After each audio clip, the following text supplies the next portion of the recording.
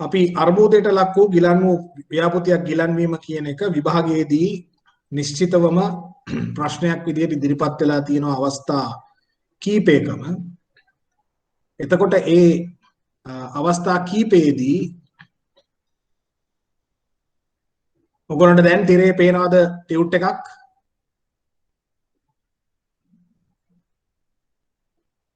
පේනවා සර්.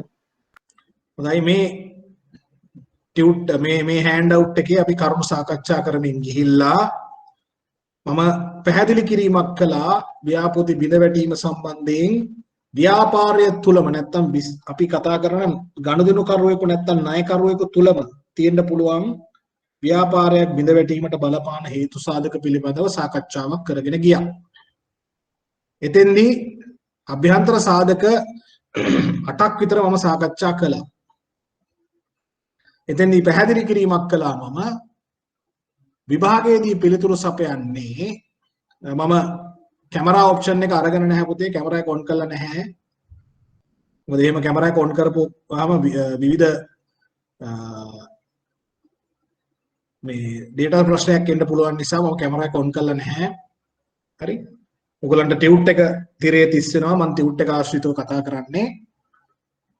මේ ටියුට් එකේ ප්‍රධාන කරුණු 8ක් සාකච්ඡා කළා. මට මතක ආකාරයට මම 8 වෙනි තත්ත්වයට එනකම් 8 වෙනි කාරණාවට එනකම් සාකච්ඡා කළා. මේ සාකච්ඡා කරපු කරුණු 8 ප්‍රධාන කරුණු 8ක් යටතේ අපි උදාහරණ වශයෙන් කෙටි අනුකරුණු ගණනාවක් සාකච්ඡා කළා. ඉදිරිපත් කළා. විභාගයේදී ප්‍රශ්නයක් ඉදිරිපත් වෙන්නේ සුළු හා මධ්‍ය පරිමාණ කර්මාන්තයක් එහෙම නැත්නම් ව්‍යාපෘතියක් අර්බුදයට ලක්වීම සඳහා බලපාන සාධක මොනවද කියලා වගේ ප්‍රශ්නයක් ඉදිරිපත් වෙන්නේ. එහෙම ඉදිරිපත් වෙනකොට ඕගොල්ලන්ගෙන් පිළිතුරු බලාපොරොත්තු වෙන්නේ මෙන්න මේ ප්‍රධාන කරුණු 8ට සාපේක්ෂව. ප්‍රධාන කරුණු 8ට සාපේක්ෂව. මේ 8න් ප්‍රධාන කරුණු 8න් 5ක් පමණ තමයි ඕගොල්ලන්ගේ පිළිතුරකදී අපේක්ෂා කරන්නේ. හැබැයි ඒ සඳහා ඔයගොල්ලන්ට හරියටම 5ක් දීලා එකකින් එකක් හරි අමතක වෙන්න පුළුවන්. එතකොට වැඩිපුර කරුණක් නැහැ ඔයගොල්ලන්ට ඉදිරිපත් කරන්න. ඒ නිසා තමයි මම ප්‍රධාන කරුණු 8ක් දුන්නේ. මේ ප්‍රධාන කරුණු 8 විභාගයේදී ප්‍රශ්නයකට උත්තරය ලෙස ඉදිරිපත් කරනකොට ඒක යටතේ සාකච්ඡා කරන්න උවමනයි මේ තියෙන අනු කරුණු එකක් හෝ දෙකක්. එතකොට ප්‍රධාන කරුණු 5ක් කියලා උදාහරණ ලෙස අනු කරුණු දෙකක් ඉදිරිපත් කිරීමෙන් අපි ප්‍රශ්නයේ ලැබිය යුතු මුළු ලකුණු ප්‍රමාණයටම අවස්ථාව හදා ගන්නවා. ඒක තමයි මේ විදිහට ටියුට් ලෑස්ති කරන එකේ අරමුණ. එහෙම නැතුව මේ පිළිබඳව රචනා මාදිලියට ලකුණු මේ ඔයගොල්ලන්ට හෑන්ඩ් අවුට් එකක් දුන්නයි කියලා තේරුමක් වෙන්නේ නැහැ. මොකද හෑන්ඩ් අවුට් එක දීර්ඝ වෙනවා කියලා කියවීමෙන් අපිට නිශ්චිතව විභාගයේදී ලකුණු ගන්න අවශ්‍ය කරන කොටස ලැබෙන්නේ නැත්තම්.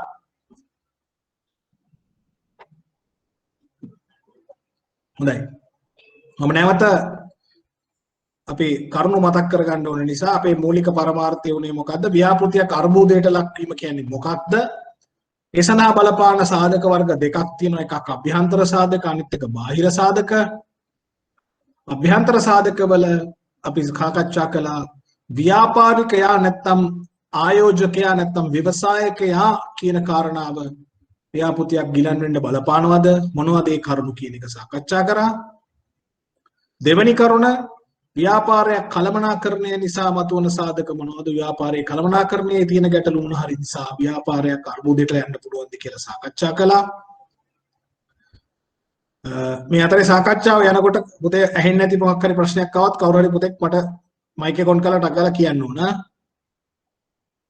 ඊළඟට භාණ්ඩ හා සේවාවල ප්‍රශ්න තිබීම නිසා භාණ්ඩය හෝ සේවාව නිෂ්පාදනය කරන භාණ්ඩය හෝ සේවාවේ ගැටලු නිසා අර්බුදයකට ලක් වෙන්න පුළුවන්ද කියන එක සොයා බැලුවා. ඊට පස්සේ අලෙවිකරණය හා ප්‍රවර්ධනය මාකටිං ඇන්ඩ් ප්‍රොමෝෂන් කියන එක. ඒ වගේ මොන හරි සාධක නිසා අර්බුදයට ලක් වෙන්න පුළුවන්ද කියන එක බැලුවා. ඒකට අනුකරුණු ගණනාවක් ඉදිරිපත් කරලා තියෙනවා. සැපයුම් දාම සප්ලයි චේන් කියන එක. අමුද්‍රව්‍ය සහ වෙනත් සැපයුම් ලබා ගැනීමේ ගැටලු නිසා ව්‍යාපෘතියක් අර්බුදයට ලක් වෙන්න පුළුවන්ද කියන එකත් සාකච්ඡා කළා. ඊළඟට විකුණුම් නිසා විකුණුම් වල ප්‍රශ්න මොනවද? සේල්ස් කියන ප්‍රශ්න. අපි සේල්ස් කියලා කියන්නේ ආයතනයක සේල්ස් කියලා හඳුන්වනවා. විකුණුම් වල මොන හරි ගැටලු වලින් මේක වෙන්න පුළුවන්ද කියන එක බැලුවා. සේවක ප්‍රජාව ඉතාම අත්‍යවශ්‍ය සාධකයක්. ඕනෑම ව්‍යාපාරයක සේවකයා කියලා කියන්නේ අත්‍යවශ්‍ය සාධකයක්. එම සේවකයන්ගේ ප්‍රශ්න නැත්නම් සේවක ප්‍රජාව මගින් මතුවෙන ගැටලු නිසා ව්‍යාපෘතියක් අර්බුදයට ලක් වෙන්න පුළුවන්ද කියලා බැලුවා. එතෙන්දී සේවකයන්ගේ දැනුම කුසලතාවය සමහර සේවකයන් මත අනවශ්‍ය ලෙස යැපීම ඊළඟට අනවශ්‍ය ලෙස මිනිස් ශ්‍රමය බහුලව භාවිත කිරීම ආදී කරුණු ඒ වගේම වෘත්තීය සමිති ක්‍රියාමාර්ග සේවකයන්ගේ වරප්‍රසාද පිළිබඳ ප්‍රශ්න කළමනාකරණය මේ කරුණු ටික සාකච්ඡා කළා. අවසාන වශයෙන් යටිතල පහසුකම් නිසා මතුවන සාධක විදිහට සාකච්ඡා කළා. යටිතල පහසුකම් වල ප්‍රමාණාත්මකව හෝ ගුණාත්මකව නොමැතිකම ව්‍යාපෘතියක් ගිලන් බවට පත් වෙන්න පුළුවන්ද කියන එක සාකච්ඡා කළා. දැන් මේ කරුණු මේ ඉගෙන ගන්න කරුණු ටික ඔයගොල්ලන්ට සාමාන්‍ය බැංකුව නැත්නම් මූල්‍ය ආයතනයේ සේවය කරනකොට මූල්‍ය ආයතනයේදී බැංකුවේදී තමන්ගේ ණයකරුවන් තමන්ගේ ණය ගන්න ගනුදෙනුකරුවන් ඇගීමට ලක් කිරීමේදී මේවා පාවිච්චි කරන්න පුළුවන් මිනුම් දඬු විදියට තමන් ළඟ දැනට ඉන්න ගනුදෙනුකරුවෙක් කිසියම් අර්බුදයකට මුහුණ දෙමින් ඉන්නවද නැත්නම් ගිලන් බවට පත් වෙන්න මේ සික් ප්‍රොජෙක්ට් එකක් වෙන්න යනවද ණය නොගෙවි පවතින්න හදනවද අක්‍රමික ණයක් වෙන්න ඉඩකඩ තියෙනවද කියන එක සොයා ගන්නත් ඒකට හේතු හැටියට හේතු මොනවද කියන එක සොයා ගන්නත් මෙන්න මේ කියන කරුණු යොදා ගන්න පුළුවන්. ඒ අරමුණින් තමයි මේ ටියුට් එක ඔයගොල්ලන්ට දුන්නේ. මේ ටියුට් එක දැන් අපි සාකච්ඡා කරලා අවසන් කරලා තියෙනවා. එහෙමනම් අපි දැන් අභ්‍යන්තර පරිසරය විතරක් නෙවෙයි නම් බාහිර පරිසරය කියන එකත් අතිශයින් වැදගත්. බාහිර පරිසරයේ තියෙන විවිධ සාධක ව්‍යාපෘතියක් ගිලන් බවට පත් කරන්න පුළුවන්. හොඳම උදාහරණය අපි මේ දැන් ගත කරන කාල සීමාව. අපි මේ ගත කරන කාල සීමාවේදී ව්‍යාපෘතිවල බරපතල ගැටලු වලට මුහුණ දීලා තියෙනවා. හේතු ගණනාවක් නිසා. හේතු ගණනාවක් නිසා ප්‍රධානතම හේතුව මොකක්ද? මේ වෙනකොට ව්‍යාපෘති අර්බුදයට ලක් වෙමින් තියෙනවා විවිධ වර්ගයේ විවිධ ව්‍යාපෘති. මොකද්ද ප්‍රධානතම හේතුව? මේ අපි ගත කරන අවස්ථාවේදී කො උත්තර වුණ පුතේ? විනිමය අනුපාත. හොඳයි විනිමය අනුපාත ප්‍රශ්නයක් කියලා පුතෙක් කවුරු බුද්ධික කියනවා. වෙනත් ප්‍රශ්න වෙනත් අදහස් මේ අපි ගත කරන මේ අපි ඉන්නේ 2021 සැප්තැම්බර් සහ මේ ගත කරන කාල සීමාව තුළ ශ්‍රී ලංකාවේ වෙළඳ ව්‍යාපාර අර්බුදකාරී තත්ත්වයකට මුහුණ දීමට බලපාන ලද බාහිර පරිසරයෙන් ආපු හේතු තියෙනවද කියලා මම මේ අහුවේ. එතකොට උත්තරයක් ලැබුණා විනිමය අනුපාතය නැත්තම් විදේශ විනිමය පිළිබඳ ශ්‍රී ලංකාව තුළ පවතින අර්බුදකාරී තත්ත්වයේ හේතුවක් කියලා. වෙනත් අදහස්? පැන්ඩමික් එක. ඔව් මේ අපි ගත කරන මේ ගෝලීය වසංගත තත්ත්වය. මේ වසංගත තත්ත්වය විවිධාකාරයෙන් බලපෑම් කරලා තියෙනවා. වසංගතයේ විසින්ම කෙලින්ම ඍජුව බලපෑම් කරලා තියෙනවා. උදාහරණයකට සේවකයන්, ව්‍යවසායකයන් වසංගතයට ගොදුරු වෙලා තියෙනවා. ඒ නිසා සෞඛ්‍ය ආරක්ෂාව සම්බන්ධ ගැටලුමත් වෙලා තිබෙනවා. ඒ සෞඛ්‍ය පිළිබඳ ගැටලු ඍජුවම බලපාලා තියෙනවා. එහෙම නැතු ඍජු නොවන වක්‍ර බලපෑමුත් තියෙනවා. මට වක්‍ර බලපෑමක් කියන්න පුතා. ඍජු බලපෑම තමයි සෞඛ්‍ය ප්‍රශ්නය. අපි මේ වසංගතයේ වක්‍රව කොහොමද ව්‍යාපෘති වලට බලපාන්නේ?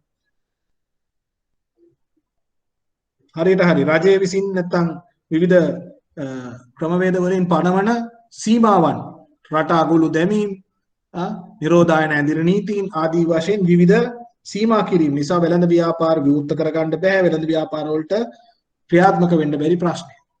තවත් කියන්න බලන්න. වක්‍රව කොහොමද බලපෑම් වලට ලක් වෙලා තියෙන්නේ? තවත් කියන්න. සර් බොහෝ පිරිසකගේ ආදායම් තත්ත්වයන් හිටල නිසා ඉල්ලුම අඩු වෙලා තියෙන එක. හරියට හරි. කර්මාන්තවල සහ ආයතනවල කටයුතු සාමාන්‍ය පරිදි සිදු නොවීම නිසා ආදායම් පාරිභෝගිකයාගේ ආදායම් තත්ත්වය පහළ ගිහින් තියෙනවා. එහෙම නැත්නම් පාරිභෝගික ආදායම සම්පූර්ණයෙන්ම වගේ අහෝසි වෙච්ච අවස්ථාවක් තියෙනවා. එබැවින් භාණ්ඩ හා සේවා වලට වෙළඳ පොලේ තියෙන ඉල්ලුම පහළ ගිහින් තියෙනවා. සමහරට ඉල්ලුම අත්‍යවශ්‍ය භාණ්ඩ වලට පමණක් සිද්ධ වෙනවා. අත්‍යවශ්‍ය නොවන භාණ්ඩ වලට ඉල්ලුම පහළ ගිහින් තියෙනවා වෙන්නේ නැති. අත්‍යවශ්‍ය වන ආහාර ද්‍රව්‍ය, අත්‍යවශ්‍ය ඖෂධ වර්ග වලට ඉල්ලුමක් තිබෙනවා. නමුත් සමහර දේවල් වලට ඉල්ලුමක් නැතිකම නිසා එය වක්‍රව වෙළඳ පොළ තුල ක්‍රියාත්මක වෙන අනිකුත් භාණ්ඩ හෝ සේවා සපයන ආයතන වලට එය අර්බුදයක් කරා එළඹලා තියෙනවා. ඔව් දිලිප් වාගේ උදාහරණය පුතේ ඍජු එකක්. සේවකයන් කොරෝනා ආසාදිත තත්ත්වයටපත් වීම කෙලිම ඍජුව ව්‍යාපාරයට බලපෑමක්. ඒක හරි. මම අහනවා වක්‍රව කොහොමද බලපෑමට ලක් වෙන්නේ කියලා. තවත් සඳහන් කරන්න බලන්න. එකක් තමයි ඔව් කියන්න පුතේ. ආනයන සීමාව ඔව් ඒක කොහොමද පුතේ බලපාන්නේ? ව්‍යාපාර රෝ මැටීරියල්ස් නැතිකම ඒ වගේ දේවල්. හරියට හරි. ලෝකේ විවිධ වෙළඳපොළ වල තියෙන නැත්නම් විවිධ වෙනත් රටවල් වලින් සපයා ගන්න තියෙන අමුද්‍රව්‍ය සැපයුම් දාම වලට බලපෑම් වීම නිසා අමුද්‍රව්‍ය වල එක්කෝ අමුද්‍රව්‍ය නොලැබී ගිහින් තිබෙනවා. එහෙම නැත්නම් අමුද්‍රව්‍ය සීමා වෙලා තියෙනවා.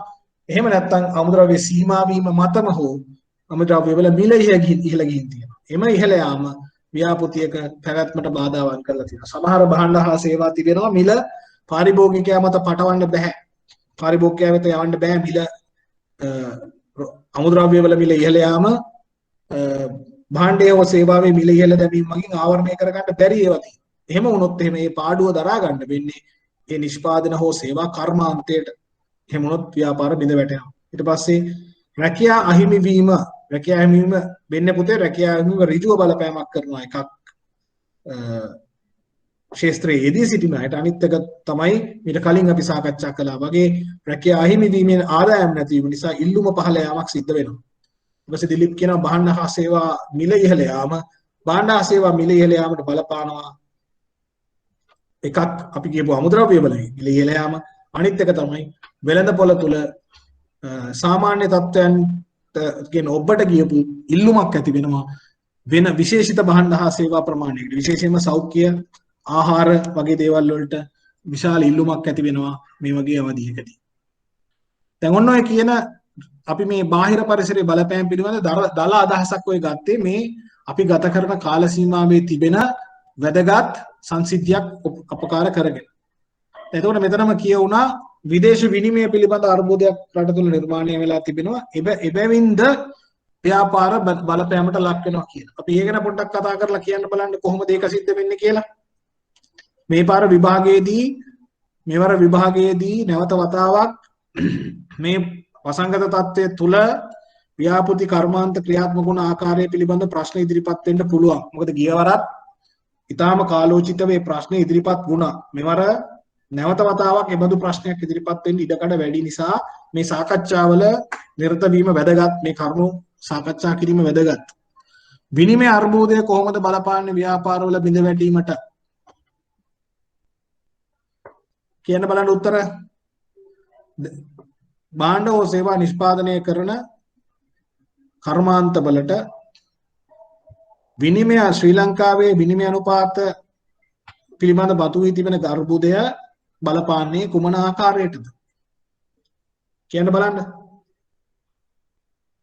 ඉස්ලාම කවුරුද පුතෙක් මට කියන්න විනිමය අර්බුදය විදිහට අපිට මොකද්ද සිද්ධ වෙලා තියෙන්නේ කියලා? කතා කරන්න පුතේ. ජාත්‍යන්තර සංචිත ප්‍රමාණය සීක්‍රයෙන් ඒ කියන්නේ ෂෙයා වෙලා තියෙනවා. ඒ කියන්නේ මුලින් ඇත්තටම කියන්නේ මේ අර්බුදය පටන් ගනිද්දී 5.5 වගේ බිලියන් ප්‍රමාණයක් තිබුණු ජාත්‍යන්තර සංචිත දැන් බිලියන 2කට 3කට වගේ අඩු වෙලා තියෙනවා. එතනදී එතකොට මේ සෙන්ට්‍රල් බැංක් එකට ඒ කියන්නේ ආනයනය සඳහා මේ මුදල් කියන්නේ අඩුයි අපිට යොමු කරන්න පුළුවන් ප්‍රමාණය. එතනදී ගැටලුවක් ඇති වෙලා තියෙනවා. හරි. ඒකට කියන්නේ මොකද? විදේශ මුදල් සංචිත ජාත්‍යන්තර සංචිත නෙවෙයි. විදේශ මුදල් සංචිත අපි සතු ශ්‍රී ලංකාව සතුව පවතින විදේශ මුදල් සංචිත. කවන්නේ? ලංකාව සතුව තිබුණ විදේශ මුදල් සංචිත කනිෂ්ක කීවා හා සමානව ඉතා හොඳ තත්ත්වයක තිබුණා යම් කාලයක. නමුත් ඒ අද වෙනකොට 2.0 නෙවෙයි පුතේ 1.8කට වගේ ප්‍රමාණයකට ඇවිල්ලා තියෙනවා කියන එක තමයි මගේ දැනුම. ලංකාවට මාසයක පමණ අපන ආනයන කිරීමට තරම් මුදල් පමණයි ඉතුරු වෙලා තියෙන්නේ. එතකොට ආනයනය කිරීමේ විශාල ගැටලුවක් එනවා. හොඳයි ඩොලර් ඒ කියන්නේ ඇමරිකානු ඩොලරයට සාපේක්ෂව ගත්තොත් ඇමරිකානු ඩොලර් ප්‍රමාණය රට තුල ඉතාම අඩුයි.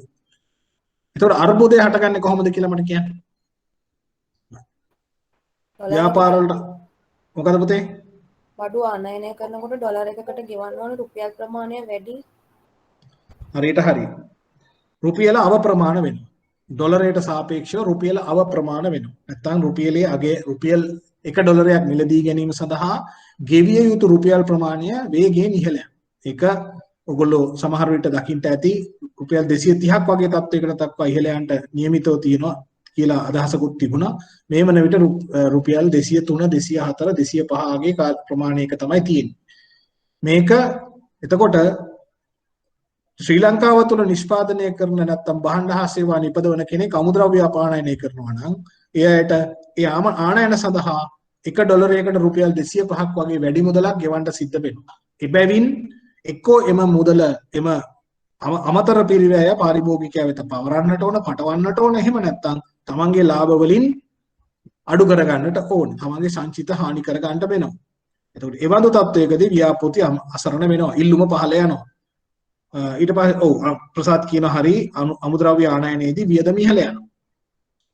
එතනින් ප්‍රශ්නේ අහවරද? ඒතකොට ආනයනයේ පිට විතරද ප්‍රශ්නේ මතුවෙන්නේ? අපේ ප්‍රශ්නේ නැස දැන් බ්‍රෝ මේ අර ගාමන්ට් වල වගේ බලවම බංග්ලාදේශයෙන් ගන්න එක ලාභ මට්ටමක් ඇති වෙනවා තියෙන්නේ. ඇයි එහෙම වෙන්නේ පුතේ? රුපියල අවප්‍රමාණය වීම තමයි ඩොලරයේ ශක්තිමත් වීම. දැන් ඒ රටේ එහෙම පහත වැටීමක් නැති වුණාම අපේ රටේ පහත වෙනවා අමුද්‍රව්‍ය වලට ගෙවන්න ඕනේ මුදල් ප්‍රමාණය වැඩි. හරි ඊට පස්සේ ඒකට ඉල්ලුම වැඩි වෙන්නේ අපේ ඉල්ලුම අඩු වෙනවා. ඒ රටේ ඉල්ලුම වැඩි වෙනවා. ඒ ඩොලරයට සාපේක්ෂව බැලුවම. හරි අපි මෙහෙම පැහැදිලි කරමු එක. ඒ උත්තරේ හරි. මම මෙහෙම පැහැදිලි කරනවා උත්තරේ. දේශීය වශයෙන් සමහර කර්මාන්ත යැපෙන්නේ විදේශීයව සපයාගත් අමුද්‍රව්‍ය මත. විශේෂයෙන්ම ඔය බුද්ධික පැහැදිලිවම කීවා හා සමානව ඇඟලුම් කර්මාන්තයේ විශාල විදේශ විනිමය ප්‍රමාණයක් රට තුළට ගෙන කර්මාන්තයේ වැඩි අමුද්‍රව්‍ය ප්‍රමාණයක් අපි ආනයනය කරලා තමයි නිෂ්පාදනය කරන්නේ. එතකොට අපි රටට අගය එකතු කිරීම සිද්ධ වෙන්නේ නිෂ්පාදන කර්තව්‍යයේදී විතරයි.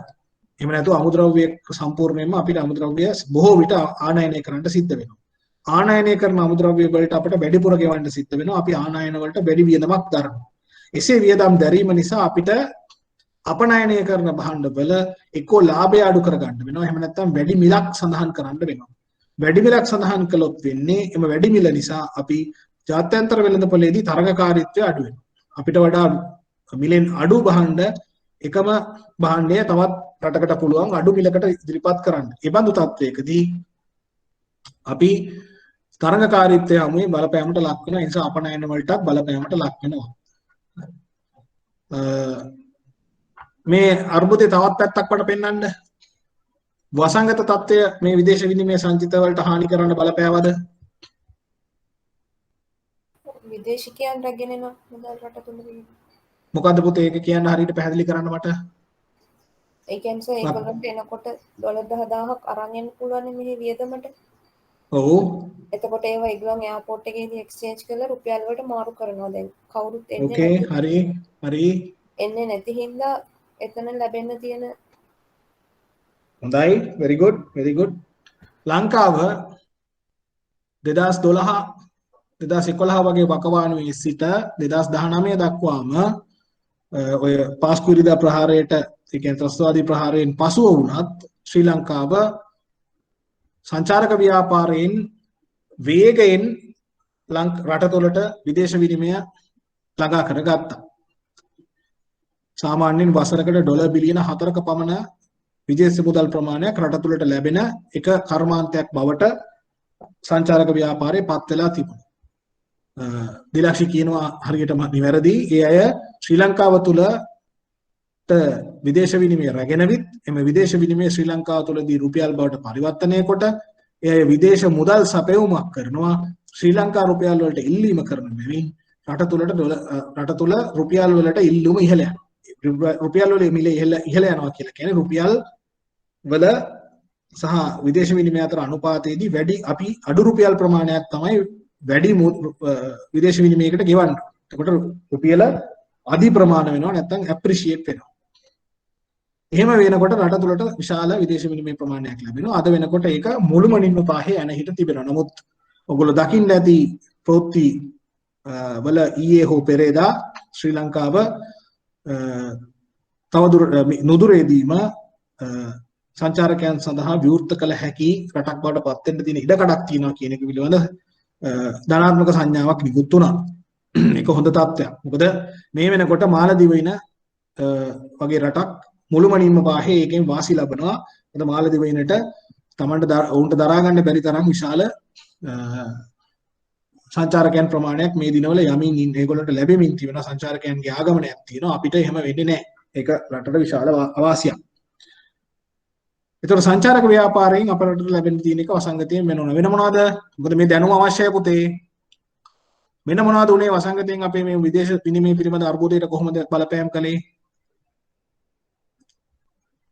අන්තිම උත්තර ඕන. සර් විදේශගත ශ්‍රමිකයන් ප්‍රමාණය අඩු වීම නිසා පොඩ්ඩක් very good.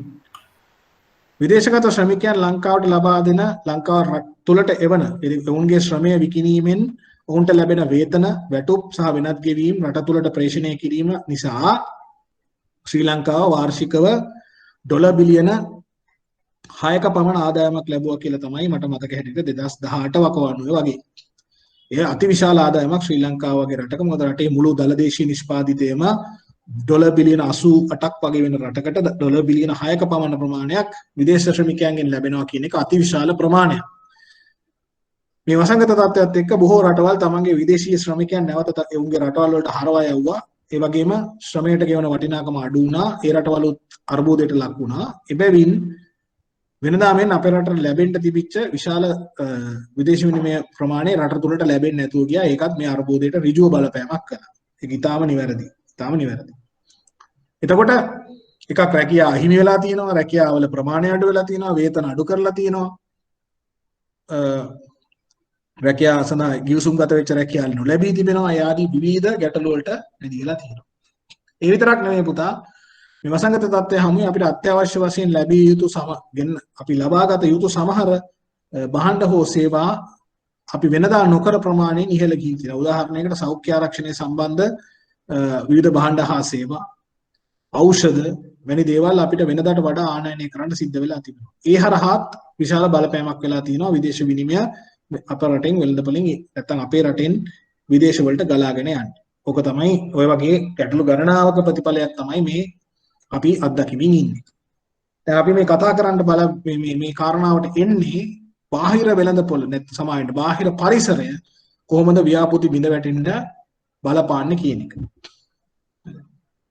අපි ගිය සතියේ සාකච්ඡා කළා මොනවද මේ වසංගතයේදී පොසිටිව්ලි බලපාපුව නැත්නම් ධනාත්මකව බලපාන ලද්දේ මොනවද ඍණාත්මකව බලපාන ලද්දේ මොනවද කියන සාකච්ඡාවකුත් අපි කරලා තියෙනවා. දැන් එහෙනම් අපි ටියුට් එකට යනවා. ටියුට් එකේ අපි බලමු මොනවද සාකච්ඡා කරලා තියෙන්නේ කියලා.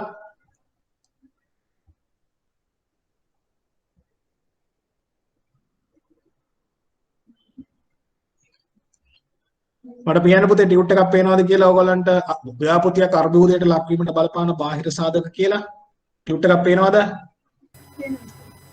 පේනවා සර්. හොඳයි අපි අවධානය යොමු කරමු මේ සම්බන්ධයෙන්. මේක මේ දැනුමත් පුතේ විභාගයේදී අවශ්‍ය වෙනවා. විභාගයේදී වැදගත් වෙනවා.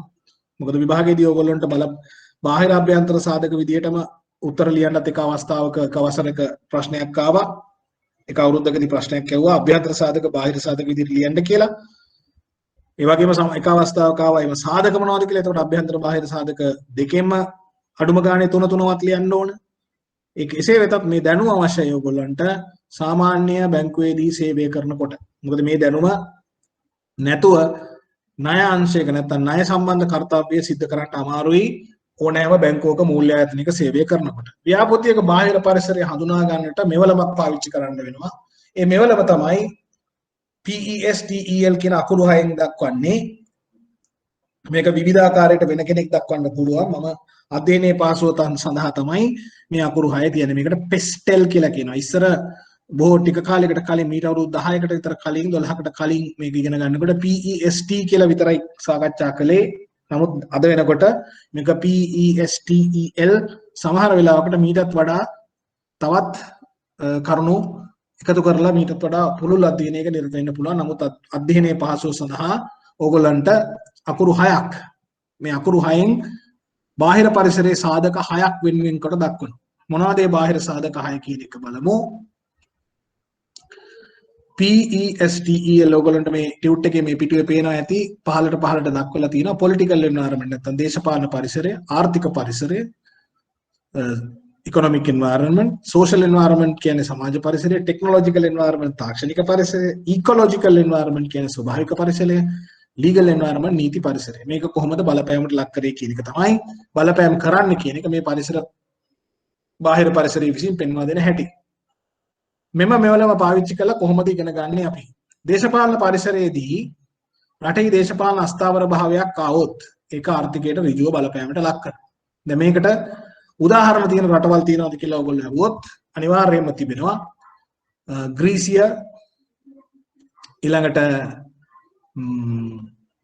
ඔයගොල්ලෝ දැනටමත් දකින්න ඇති නිවුස් ප්‍රවෘත්තිවල පසුගිය මාසයක වගේ කාලය තුල ඊටාම ප්‍රසිද්ධ වෙච්ච කාරණාවක් තමයි ඇෆ්ගනිස්තානය ආර්ථික වශයෙන් යම් කිසි ස්ථාවර භාවයක් අත්කත් කර ගනිමින් තිබුණු රටක්. නමුත් දේශපාලන වශයෙන් අස්ථාවර වීමත් එක්ක වේගයෙන් ව්‍යාපාර වලට ඍජු බලපෑමක් එල්ල කරනවා.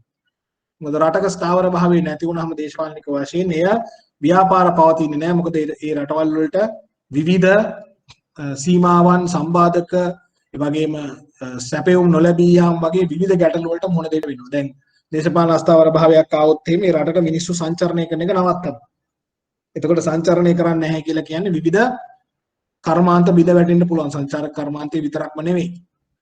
ඊළඟට කියනවා පාර්ශවීය ලෙස වාර්ෂිදායක වන දේශපාලන හැසිරීම නිසා විකල්ප දේශපාලන මතවාද හා සම්බන්ධතා සහිත ව්‍යාපෘති වලට සිදුවන අහිතකර බලපෑම්. මම මේ කාරණාව ගන්නේ ඇයි ශ්‍රී ලංකාව වගේ රටක් උදාහරණයට අරගෙන. මට මාව ඇහෙනවද ටියුට් එක පේනවද කියන එක තහවුරු කරන්න පුතේ?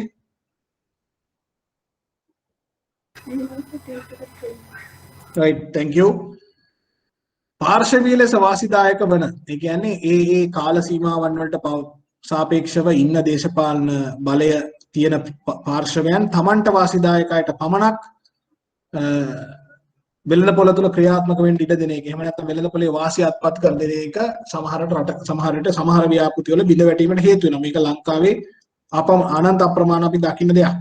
මහා පරිමාණ කර්මාන්තවල මේ තත්ත්වය දකින්න නැහැ. මොකද ඒ අය කුමන දේශපාලන පරිසරයක් පැවතුනත් ඒ අය ක්‍රියාත්මක වෙන්න ඕන කරන ක්‍රමවේදය සකස් කරගෙන ඉන්නවා. නමුත් සුළු මධ්‍ය පරිමාණ කර්මාන්ත වලට මේක දැඩි බලපෑමක් එල්ල කරනවා. ඊළඟට දේශපාලන අස්ථාවර භාවයන් නිසා විදේශීය ගැනුම්කරුවන් හා සැපයුම්කරුවන් හා ගැනුම්කරුවන් තුළ ඇතිවන අවිශ්වාසනීය භාවය. රටක් දේශපාලන වශයෙන් අස්ථාවර වන විට එම අස්ථාවර වීම ගැනුම්කරුවන්ට ඒ වගේම සැපයුම්කරුවන්ට විශාල අවිශ්වාසනීය භාවයක් ඇති වෙනවා. දැන් මට කවුරු හරි පුතේක උදාහරණයක් මට කියන්න උදාහරණයක් මේ සම්බන්ධ ඉතාම මෑතක උදාහරණයක් කියන්න.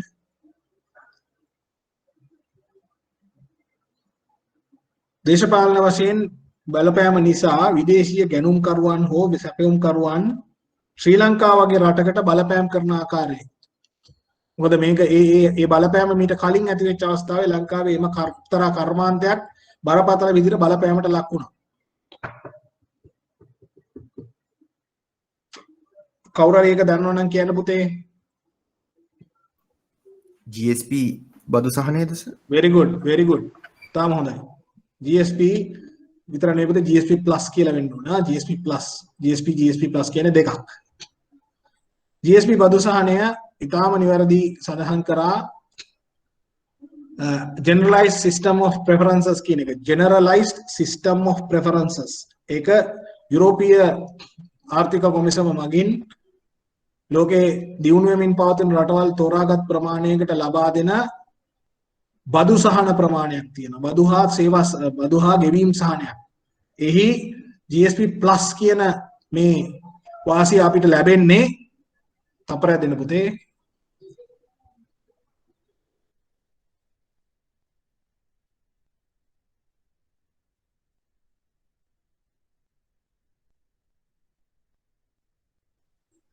මාව ඇහෙනවද පුතේ?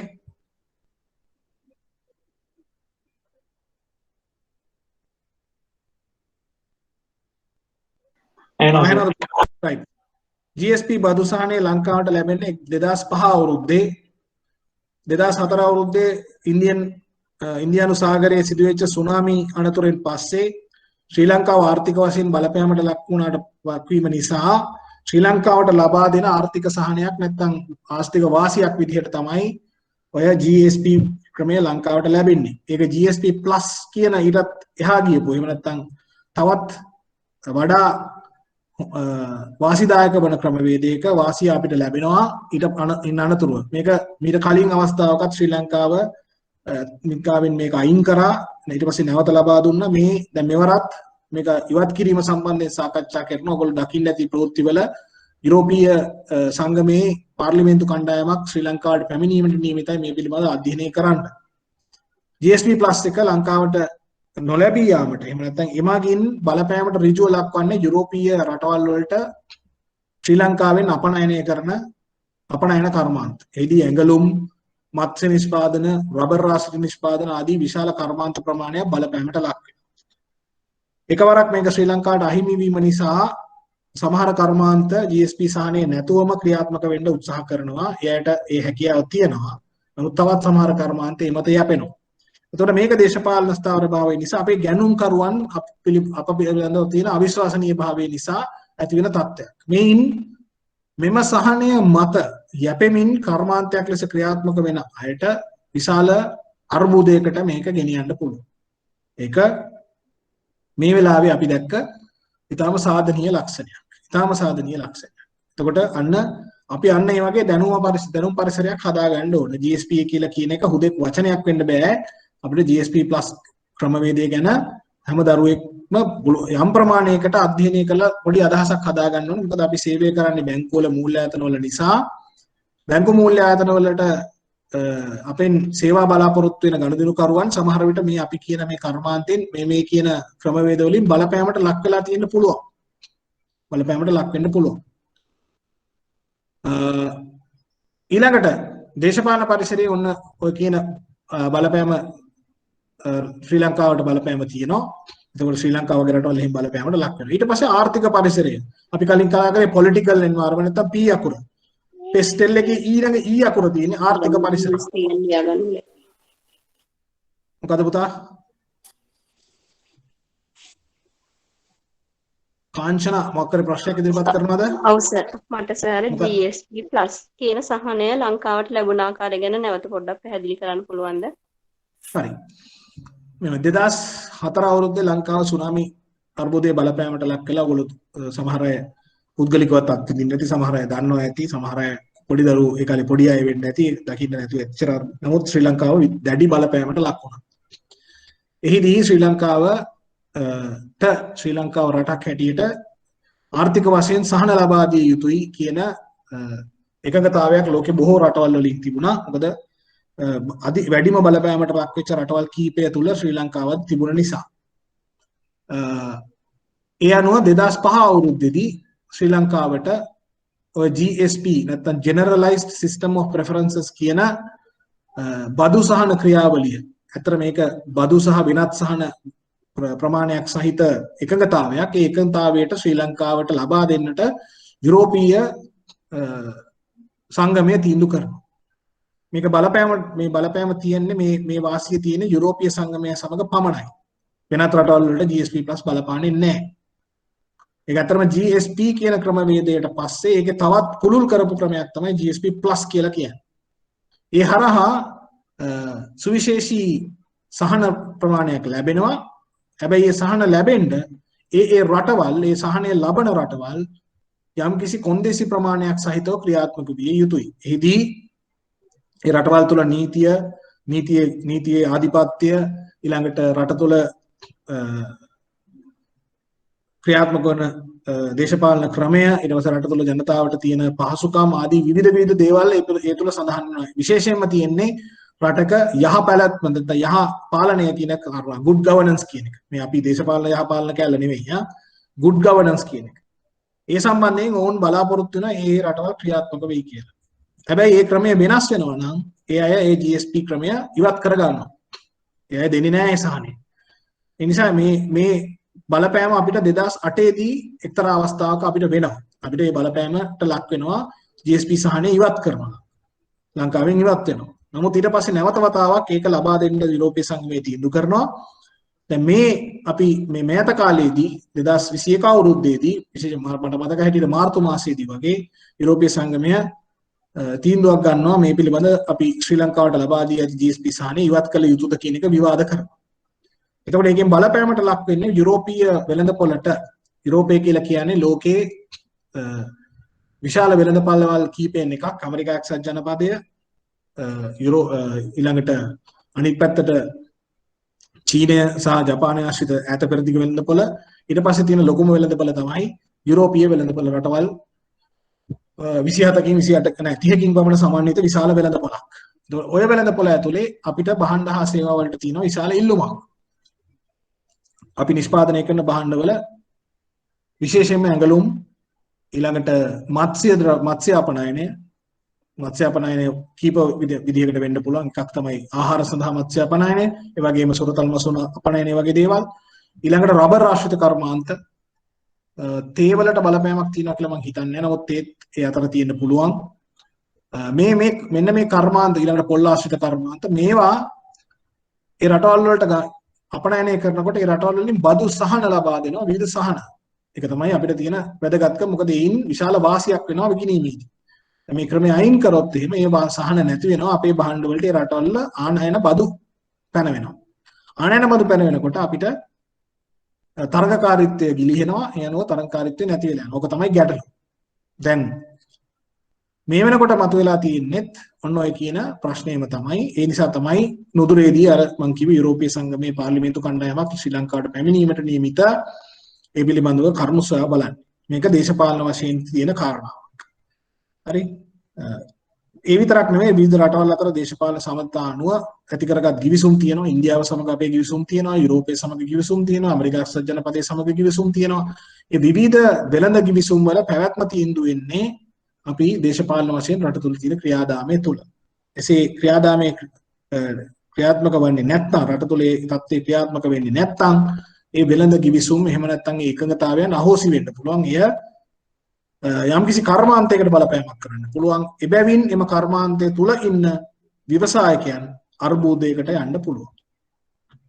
ගියවර GSP සහනය ඉවත් කරන ලද අවස්ථාවේදී එම GSP සහනය මත යැපෙමින් ක්‍රියාත්මක වූ සමහර කර්මාන්ත මුළුමනින්ම වසා දමන්නට සිද්ධ වුණා ලංකාවෙත්.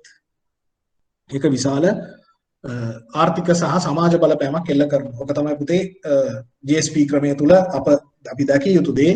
මේ ගැන ඔයාලට වැඩිපුර යමක් ඉගෙන ගන්න අවශ්‍ය නම් GSP+ කියලා නිකන් Google search එකක් කරාම ඒක මුළුමනින්ම විග්‍රහ කරන තොරතුරු ඕමනාව තරම් තියෙනවා. විශේෂයෙන්ම යුරෝපීය පාර්ලිමේන්තුව, යුරෝපීය සංගමය වගේ ඇතුලේ ඕන තරම් තොරතුරු තියෙනවා. ඔයගොල්ලන්ට දැනගන්න අවශ්‍ය නම්. මම උත්තරයක් දුන්නද කාංචනා? ඔව් sir, thank you very much. මොකද අපි කතා කරමින් හිටියේ දේශපාලන පරිසරය ගැන. දේශපාලන පරිසරයේ බලපෑම කොහොමද ව්‍යාපාරවල බිඳ වැටීමට හේතු සාධක වෙන්නේ කියන එක.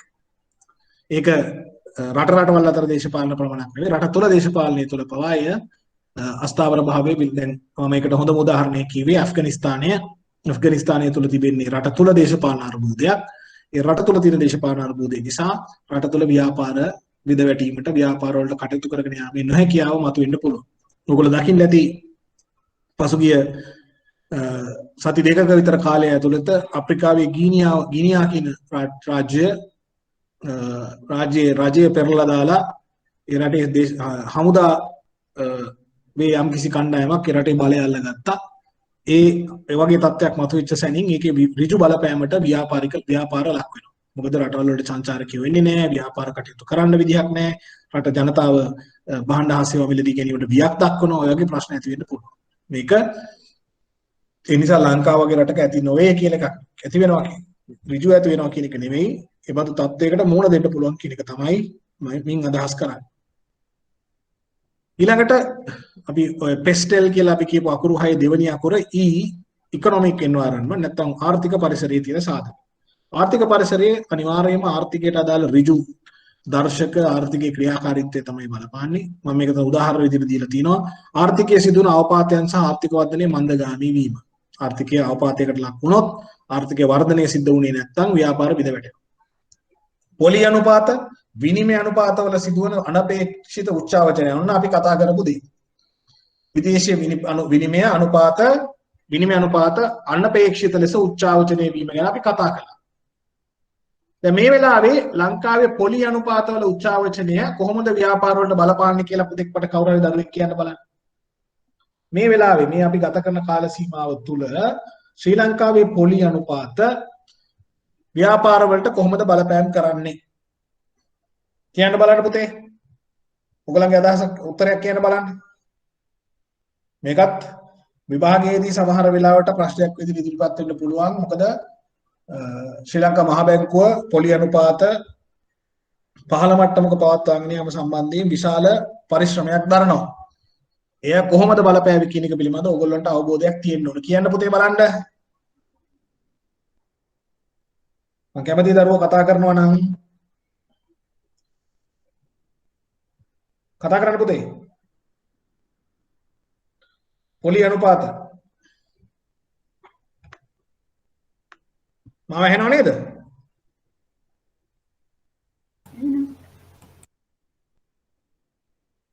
විනිමය ලංකාවේ රටේ තියෙන පොලි අනුපාත කොහොමද ව්‍යාපෘති වල වැඩ මේ වෙලාවේ ව්‍යාපාර පැවැත්මට බලපාන්නේ? මම අහන්නේ බැංකුවල වැඩ කරන දරුවන්ගෙන්.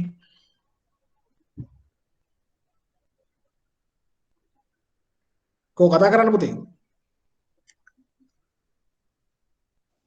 අවිනිශ්චිතතාවයක් මත ඒගොල්ලන් ආයෝජනය සහ පමා කරනවා. කියන්නේ හරි තීරණයක් ගන්න බැරි හින්දා ව්‍යාපාරය පිළිබඳව. අවිනිශ්චිත භාවයක් ඇති වෙලා තියෙනවා. ඒ නිසා ආයෝජන ප්‍රමාද කරනවා. අයි එහෙම කියන්නේ පුතේ. මොකද්ද වගේ ඒ අවිනිශ්චිත භාවය කියන පොලි අනුපාත පිළිබඳ අවිනිශ්චිත භාවය කොහොමද ආවේ කියලා මට පොඩ්ඩක් පැහැදිලි කරන්න. අනිෂ්ක ඒ කියන්නේ දැන් හිතන්න කවුරු හරි අලුත් ව්‍යාපාරයක් පටන් ගන්න හරි මොකක් හරි ව්‍යාපාර නව්‍යකරණයක් කරන්න යනවා කියලා දැන් එහෙම වුණොත් එයා ආයෝජනයක් කරන්න බලාගෙන ඉන්නවා. හැබැයි ඉදිරියේදී බැරි වෙලාවක් දැන් ඔහු මේ කියන්නේ ව්‍යාපාරයට ණයට ගන්න බලාගෙන ඉන්නවා නම් පොලි අනුපාතික ඉහළ යාමක් තියෙනවා නම් ඔහු සමහරට පමා වෙන්න පුළුවන්. මොකද සමහරට මේ පොලි අනුපාතික වැඩිවීම තුළ ඔහුගේ ලාභයේ මේ මාජින් එක තින්න වෙන්න පුළුවන්. ඒ වගේ කාරණාව පැහැදිලි. කාරණාව ඉතාම පැහැදිලි. කාරණාව ඉතාම නිවැරදි. එතකොට පුතා ඔය කියන කරුණ මේ වෙලාවේ ශ්‍රී ලංකාවට කොහොමද ගලපන්නේ කියන්නේ? ශ්‍රී ලංකාවේ දැනට පවතින පොලි අනුපාත සම්බන්ධයෙන් ඔයාලකින් තර්කයේ ගැලපීම කොහොමද? මම මේ ප්‍රශ්නයක් අහනවා. ලංකාවේ මේ වෙලාවේ පොලි අනුපාත ඉහළ මට්ටමක තියෙන පහළ මට්ටමක තියෙන? පහළ මට්ටමක තියෙන නිසා හැබැයි අන්තිම පොලි අනුපාතික විවරණයේදී මේගොල්ලෝ පොලි අනුපාතිකයේ වැඩි කිරීමක් සිද්ධ කරා. ඒ තුලින් ව්‍යාපාර ප්‍රජාවට ගැටලුවක් එන්න පුළුවන්. පැහැදිලිවම හරි. බොහෝ කාලයක් තිස්සේ පහළ මට්ටමක පවත්වාගෙන ගිය පොලි අනුපාත අවසාන ප්‍රතිපත්ති පොලි අනුපාත විවරණයේදී ඒ අය මේ ශ්‍රී ලංකා මහ බැංකුව පොලි අනුපාත ඉහළ මට්ටමකට ගෙනීමට සූදානම් කටයුතු කළා. ඒ කටයුත්ත කිරීමෙන් පස්සේ ඒ බව වෙළඳපොළ තුල භාණ්ඩාගාර බිල්පත් වලින් ඒක හොඳටම පේන්න ගත්තා. දැන් එහෙම වුණාම වෙන්නේ කර්ෂක කීවා වගේ ආයෝජකයා බලනවා පොලි අනුපාත ඉහළ මට්ටමකට යන්න උත්සාහ කරන අවස්ථාවකදී ආයෝජනය සිදු කරනවාද නැද්ද කියන එක.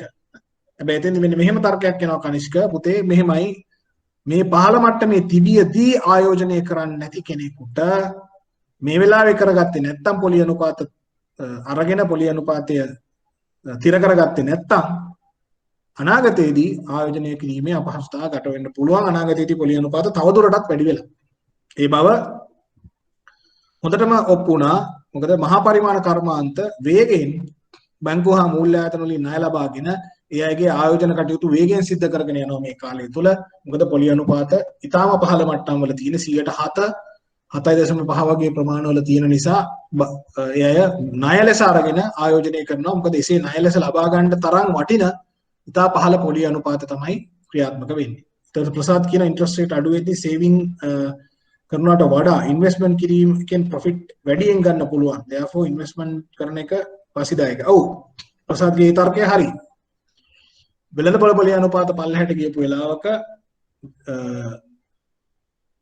ඉතුරුම් වලින් නැත්තම් සංචිත කිරීමෙන් මුදල් ලෙස මුදල් සංචිත කිරීමෙන් පොලි ආදායම ලබන එක අඩු වෙනවා. ලබන්න පුළුවන් ආදායම අඩු. ඒ නිසා කොටස් වෙළඳපොළ එහෙම නැත්නම් වෙනත් ආයෝජන වලට යොමු වෙන්න තියෙන ඉඩකඩ වැඩි. ඒක හරි. ඒතකොට ලංකාවට මේ අපි කියපු දේ ගලපන්න උත්සාහ කරොත් එහෙම මේ වෙලාවේ පොලි අනුපාතය ව්‍යාපාර වශයෙන් ලාභදායී ලෙස බලපෑමට ලක් වෙලා තියෙනවා. හැබැයි ඒ ලාභදායීත්වය එහෙම නැත්නම් ව්‍යාපාරික වශයෙන් ධනාත්මකව බලන බලපෑම ඉතා ඉක්මනින් සමහරට අහෝසි වෙන්නත් පුළුවන් වෙළඳපොළ පොලි අනුපාත ඉහළ යාමත් එක්ක. නමුත් ඉදිරි වසරක වගේ කාලයක් තුල පොලි අනුපාතවල බරපතල වෙනස් වීමක් සිදු වේ කියලා අපේක්ෂා කරන්නේ නැහැ. පාරිභෝගික විශ්වාසය බිඳ වැටෙනවා ආර්ථික පරිසර සාධක වල ප්‍රශ්න වලින්. අපි දන්නවා මේ වෙලාවේ ඔය විනිමය අනුපාත ප්‍රශ්න වගේ දේවල් විනිමය ආරක්ෂා කර ගැනීම සඳහා සීමාවන් පැනවීම වගේ දේවල් එක්ක පාරිභෝගිකයාගේ විශ්වාසය බිඳ වැටලා තියෙන පුළුවන්. එතකොට ආර්ථිකය ඒ නිසාවෙන් කර්මාන්ත බිඳ වැටෙන්න පුළුවන්. විදේශ වෙළඳපොළ වල බලපෑම තියෙනවා. ආර්ථිකය අවපාතයකට ලක් වෙලා එහෙම නැත්නම් ආර්ථිකය දරා ගන්න බැරි තැනකටපත් වුණොත් දේශීය වශයෙන් කරන කර්මාන්තවල භාණ්ඩ හා සේවා පරදල නැත්නම් පරාජයටපත් කරමින් විදේශීය වෙළඳපොළේ භාණ්ඩයක් හෝ සේවාවක් අපේ වෙළඳපොළ තුල ස්ථාවර වෙන්න පුළුවන්. මොකද එයාට සමහර වෙලාවට අඩු මුදලට නිෂ්පාදනය කරලා එහෙම නැත්නම් අඩු මිලට මේ ලංකාවට වගේ රටකට එවලා එයාට ශ්‍රී ලාංකීය වෙළඳපොළ අත්පත් කරගන්න ඉඩකඩ තියෙනවා. ඒක එක තව බලපෑමක්. ඊළඟට දේශීය ආර්ථිකයේ වර්ධනය හා වාසි ප්‍රාදේශීය වශයෙන් බෙදී යාමේදී මතුවන විෂමතා. මේක අපි අපේ සූත්‍ර මූල්‍ය පාඩමේදී හොඳට කතා කරපු කොටසක්. ඒ තමයි ආර්ථිකයේ සියලුම වාසි හැමතැනටම පොදුවේ බෙදී යන්නේ නැහැ. ප්‍රාදේශීය වශයෙන් බෙදී යනකොට එක එක පැති වලට එක එක විදිහට බෙදිලා යන්නේ. ඒ නිසා ආර්ථිකයේ අන්න ඒ අවාසිය කර්මාන්ත වලට තියෙනවා. දැන් උදාහරණයකට සුළු හා මධ්‍ය පරිමාණ කර්මාන්ත සමහර ප්‍රදේශවල ලංකාවේ ඉතාම අමාරුවෙන් කරගෙන යනවා. සමහර දිස්ත්‍රික්කවල සමහර පළාත්වල ඉතා අමාරුවෙන් කරගෙන යනවා. නමුත් සමහර ප්‍රදේශවල ආර්ථිකය වර්ධනය වෙනවා නැත්නම් ආර්ථිකය ස්ථාවරයි ආර්ථිකය විශාලයි. ඒ නිසා ඒ ප්‍රදේශවල හොඳ කර්මාන්ත සිද්ධ වෙනවා. මේකත් ආර්ථිකයේ තියෙන බලපෑම. දේශීය හා විදේශීය තරංකාරීත්වය අනවශ්‍ය පරිදි ඉහළ යනවා. ආර්ථික අවපාතයකට කියපම මම කිව්වා වගේ දේශීය වශයෙන් තරඟ ඉහළ යන්නත් පුළුවන් විදේශීය අයත් අතරිනුත් තරඟ ඉහළ යන්න පුළුවන්. සැපයුම් දාම වල සිදුවන අනපේක්ෂිත වෙනස්කම්. සැපයුම් දාම කියලා කියන්නේ අපිට භාණ්ඩ නිෂ්පාදනයේදී අමුද්‍රව්‍ය සහ වෙනත් සැපයුම් කරන අය. ආර්ථිකයේ කඩා වැටෙන තත්ත්වයක් තුල සැපයුම් කරගන්න බැරි වෙන්න පුළුවන්. ආර්ථිකයේ ප්‍රශ්නයක් ආපු වෙලාවට සැපයුම් සිද්ධ වෙයි. සමහර අය සැපයුම් නවත්තනවා. සමහර වෙලාවට සැපයුම් අවශ්‍ය පරිදි ලැබෙන්නේ නැහැ. ඒ වගේ ගැටලු වලට මුහුණ දෙනවා. ප්‍රමාණවත් තරඟකාරීත්වයක් වෙළඳපොළ තුල නොමැතිකම හේතුවෙන් ගුණාත්මක හා ප්‍රමාණාත්මක වෙළඳපොළ වර්ධනය වෙන්නේ නැහැ. ආර්ථිකයේ කඩා වැටුනොත් එහෙම වෙළඳපොළ තුල තරගයක් නැහැ. තරගයක් නැති වුනොත් එහෙම ගොඩාක් වෙලාවට විකුණන්න වෙන්නේ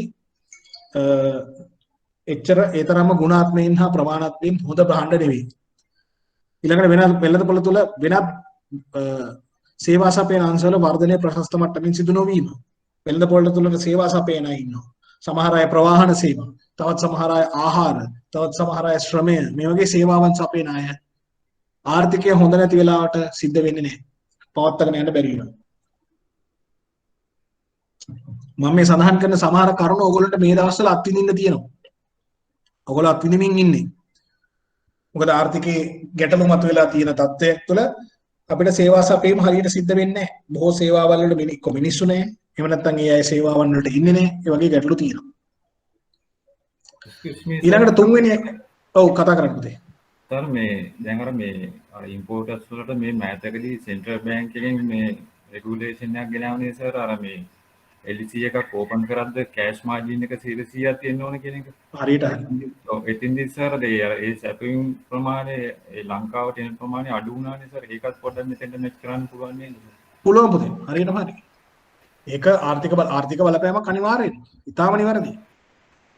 ශ්‍රී ලංකාව විනිමය අර්බුදයක තියෙන්නේ. ඒතර විනිමය අර්බුදය පාලනය කිරීම සඳහා අත්‍යවශ්‍ය නොවන්නේ යයි සඳහන් කරන අත්‍යවශ්‍ය නොවන්නේ යයි තීන්දුව කරපු ආනයන ප්‍රමාණයක් සීමා කරන්න වුන නිසා ඒ සීමාවල් බලන නැත්නම් ආනයන උනන්දුව අඩු කිරීම සම්බන්ධව යම්කිසි අමතර කොන්දේසි ප්‍රමාණයක් ගෙනාවා. අමතර කොන්දේසි. වාකිය වගේ 100%ක් තැම්පතු කළ නැත්නම් 100%ක් භාරයන් තියලා නැත්නම් සංචිත කරලා තමයි සේවා භාණ්ඩ ආනයනය කරන්න අවස්ථාව දෙනවා. එතකොට ඒකෙන් වෙන්නේ ආනයන අඩු වෙනවා. එක්ක ආනයන මිල වැඩි වෙනවා. එහෙම වුණ ගමන් ශ්‍රී ලංකාව තුළ නිෂ්පාදන වල ගැටලුවක් වෙන පහුගිය දවස්වල බොහොම සැරට මේ මාධ්‍යවල සාකච්ඡාවක් ගියේ ওই සම්බන්ධයෙන් ඒක ඒ කියන්නේ ඒක සාර්ථක බොහොම සරු මේ වැදගත් සාකච්ඡාවක් නෙවෙයි නිකන් දේශපාලන වශයෙන් කරපු මේ ඉලක්කයක් නැති නිකන් නොවැදගත් තරමට සාකච්ඡාවක් ගියේ. නමුත් ඒ සාකච්ඡා කරන්න ගත්තේ ඔන්න ඔය කියන නිශ්චිත වෙළඳපොළ තත්ත්වය තමයි. ඒක අනිවාර්යයෙන්ම ආර්ථික ප්‍රශ්නයක්. ඒක හරියටම හරි. හරියටම හරි. thank you හරි. එතකොට සමාජ සාධක පෙස්ටල් එකේ S අකුර. සමාජීය කරුණු මොනවද? සමාජීය කරුණු කිව්වහම මතක තියාගන්න පුතේ බොහෝ විට අපි සාකච්ඡා කරන්නේ සාකච්ඡාවට භාජනය වෙන්නේ සංස්කෘතික වශයෙන් වැදගත් වෙන කරුණු. මොනවද? ಜಾති ආගම් කුල ભેද ආදී ඔය වගේ විවිධ ඒවා සහ සමාජය තුළ පිළිගැනීමට ලක් වෙන හෝ නොපිළිගන්නා කරුණු මත තමයි තියෙන්නේ. සමාජීය සාධක අපි එකක් කතා කරොත් එහෙනම් පාරිභෝගික අවශ්‍යතාවල සිදුවන අක්‍රමික වෙනස්කම් විවිධ සමාජ හේතු මත. දැන් ඕගොල්ලෝ ගත්තොත් එහෙම දැන් සමාජය තුළ අපි නිකන් බොහොම දැඩි ලෙස බොහොම නැත්තම් බොහොම ප්‍රසිද්ධව සාකච්ඡා කරන්න පුළුවන් එකක් තමයි සමහර නිෂ්පාදනයක් භුක්ති විඳිනවාද නැද්ද? උදාහරණයකට මස් මාංශ පරිභෝජනය කිරීම. සාමාන්‍යයෙන් පිළිගැනීමක් තියනවට වඩා වෙනස් පිළිගැනීම් සමාජය තුළ ක්‍රමයෙන් වෙනස් වෙනවා. දැන් උදාහරණයකට මුළු ලෝකයේම මේ සත්ව හිංසනය පිළිබඳ අමුතුම වෙනස් වීම සිදු වෙලා තියෙනවා. ඒ නිසා සත්වයන් ආහාර සඳහා නිෂ්පාදනය නැත්තම් බලා කියා ගැනීම රැක බලා ගැනීම වරදක් විදිහට දකිනවා. එතකොට ඒක පරිභෝජනයේදී මිනිස්සුන්ගෙන් පෙනෙන්න ගන්නවා. ඒ පිළිබඳ තියෙන ඉල්ලුම පහළ යනවා.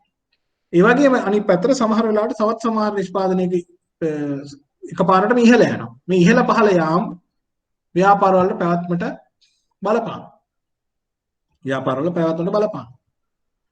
ඊළඟට පාරිභෝගිකයා සමාජීය වශයෙන් නොපිළිගන්නා තත්ත්වයටපත් වෙනවා. සමහර නිෂ්පාදන.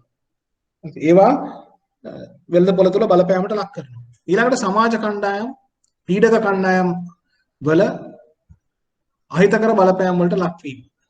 සමහර සමාජීය කණ්ඩායම් ඉන්න සමහර භාණ්ඩා සේවා නිෂ්පාදනය කරන එකට විරුද්ධ වෙන. එහෙම නැත්නම් ඒවා අපි කියන ප්‍රෙෂර් ගෲප්ස් කියලා පීඩක කණ්ඩායම්. ඒ අය නිෂ්පාදනය කරන්න දෙන්නේ නැහැ. ඒකට විරුද්ධව සමාජ මතයක් නැත්නම් සමාජයේ විශාල කතා බහක් ඇති කරනවා. ඒවෙන් අහිතකර බලපෑමට ලක් වෙනවා නිෂ්පාදන ආයතන. ඊළඟට අනපේක්ෂිත වශයෙන් සිදුවන සමාජ වෙනස්කම්.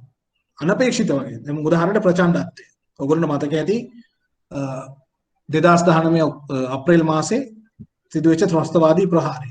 අපි කියන්නේ පාස්කුරිදා සිදුවෙච්ච ත්‍රස්තවාදී ප්‍රහාරයත් එක්ක අනපේක්ෂිත සමාජීය වෙනස්කම් ප්‍රමාණයක් සිද්ධ වුණා. ඒවා හරහා සමහර භාණ්ඩ හා සේවා භුක්ති විඳීම නැත්නම් පාරිභෝගික චර්යාව වෙනස් වෙලා ඒකින් කර්මාන්ත වලට බලපෑමක් ආවා. ආගමික හා සමාජීය විරෝධතා කියන එක කොටසක්. මේවා ලෝකේ හැම රටකම තියෙනවා. ඒ වගේම ලංකාව වගේ රටක බොහොම පැහැදිලිව පෙනෙන්නක් තියෙනවා. ඊළඟට සංකීර්ණ සමාජ අවශ්‍යතා සහ ඉල්ලීම්. සමහර අවශ්‍යතා හරි සංකීර්ණයි. උදාහරණයකට හලාල් සහතිකය. මේක බොහොම දැඩි ලෙස සාකච්ඡාවට භාජනය වෙන එකක්. මේක එක්තරා කිසියම් ජන කණ්ඩායමක් හෝ කොටසක් ඒ සහතිකය ඉල්ලනවා. එයාගේ භාණ්ඩ හා සේවා වලට. ඒක එතකොට ඒක සපයන කෙනෙක් ඒ වෙළඳපොළට ඇතුල් වෙනවා. එහෙම ඒ වෙළඳපොළ තුල සාර්ථක වෙනවා. එහෙම සපයන්න අකමැති කෙනෙක් හෝ ඒක සපය ගන්න බැරි කෙනෙක් ඒ වෙළඳපොළ තුල සාර්ථක වෙන්න පුළුවන්. ඊළඟට සත්ව හිංසනයට එරෙහි වැඩපිළිවෙල මම ඔයගොල්ලන්ට කියපු කාරණා. ඊළඟට ක්‍රමික නොවන සමාජීය ස්තර හට ගැනීම. සමාජයේ විවිධ ස්තරයන් හදා ගන්න. සල්ලි තියෙන නැති අමුතු වෙනස්කම් ඇති වෙනවා. හරිද? මොකද දැන් ලංකාව වගේ ඒ තරම්ම විධිමත්ව ක්‍රියාත්මක නොවන ආර්ථිකයක් තුළ මේ ආර්ථිකයේ සමහර අයට කියන්නේ ආර්ථිකයේ ඒ අයට තියෙන තැන බොහොම වේගයෙන් වෙනස් වෙනවා. සමහර අය සමහර කර්මාන්ත වලින් දියුණු වෙනවා. තවත් සමහර අය කර්මාන්ත වලින් නොවන නීති විරෝධී ක්‍රම වලින් දියුණු වෙනවා. මේවත් එක්ක වෙළඳපොළ අවශ්‍යතාව වෙනස් වෙනවා. සමහර කර්මාන්ත පවතිනවා, සමහර කර්මාන්ත නැති වෙනවා. අන්න එතකොට අර්බුදයට ලක් වෙන්න පුළුවන්. සමාජීය කරුණු ගැන කතා කරනකොට බොහෝ විට ඒ නිසා සංස්කෘතිකමය කරුණු තමයි කතා කරන්නේ. ඒවා ලංකාව වගේ රටක බොහොම පැහැදිලිව පෙනෙන්න තියෙනවා. නමුත් තවත් සමහර රටවල ඒක එහෙම පැහැදිලිව පෙනෙන්නේ නැහැ.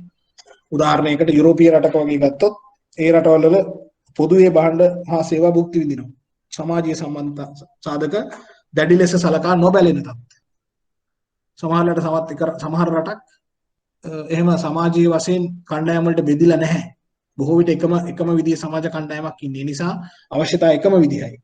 ඒතකොට ඒ අය ඒ විදිහටම ක්‍රියාත්මක වෙන්න ඕනේ. තවත් සමහර රටවල් තියෙනවා සමාජීය අවශ්‍යතාව තිබුණත් නැතත් රටේ තියෙන එකම දෙයයි. ඒ අය කැමති නම් භුක්ති විඳිනවා නැත්නම් භුක්ති විඳින්න නැතුව ඉන්න පුළුවන් එච්චරයි. එතකොට ඒ නිසා ඒකෙන් කර්මාන්ත වලට බලපෑමක් කරන්නේ නැහැ. ඊළඟට තාක්ෂණික පරිසරය.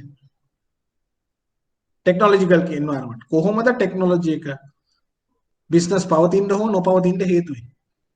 අපි කියවගෙන යන යාවත් කාලීන නො වූ තාක්ෂණය භාවිත කිරීම නිසා පිරිවැය ශ්‍රමය හා කාලය අපත යාම. ටෙක්නොලොජි අප්ඩේට් වෙලා නැහැ. යාවත් කාලීන කළා නැහැ. පරණ ටෙක්නොලොජි පාවිච්චි කරන්නේ. එතකොට වෙන්නේ මොකද? කාලය, ශ්‍රමය, ධනය ඔක්කොම අපත යනවා. පරණ තාක්ෂණය පාවිච්චි කරන නිසා. අලුත් තාක්ෂණය තියෙනවා. මේ අලුත් තාක්ෂණය පාවිච්චි වෙන්නේ නැහැ. පරණ තාක්ෂණය තියෙනවා නම් අන්න කර්මාන්ත වලට ගැටලුවක් එනවා. තාක්ෂණය මිල අධික වීම නිසා අවශ්‍ය තරමටවත් ඒ භාවිත කරන්න බැරි වෙනවා. සමහර තාක්ෂණික ක්‍රමවේද මිල අධිකයි. අධික මිලයි. ඒ වගේ අපි වගේ රටකට නැත්තම් අපි වගේ දියුණු වෙමින් පවතින රටවල් වලට ගේන්න බෑ. එහෙම ගෙනාවත් ඒ තාක්ෂණය පාවිච්චි කරාම යන පිරිවැය වැඩි. ඒ නිසා තාක්ෂණය නැතිකම නිසාම ව්‍යාපාර සමහරලාට බිඳ වැටෙනවා. දැන් සමහර තාක්ෂණය ලංකාවේ දැන් නැහැ. මම ඔයගොල්ලන්ට කියන්න ඇති ශ්‍රී ලංකාවේ පානදුර ප්‍රදේශය ආශ්‍රිතව පානදුරත් මොරටුව ඒ ළඟපාත ප්‍රදේශවල ආශ්‍රිතව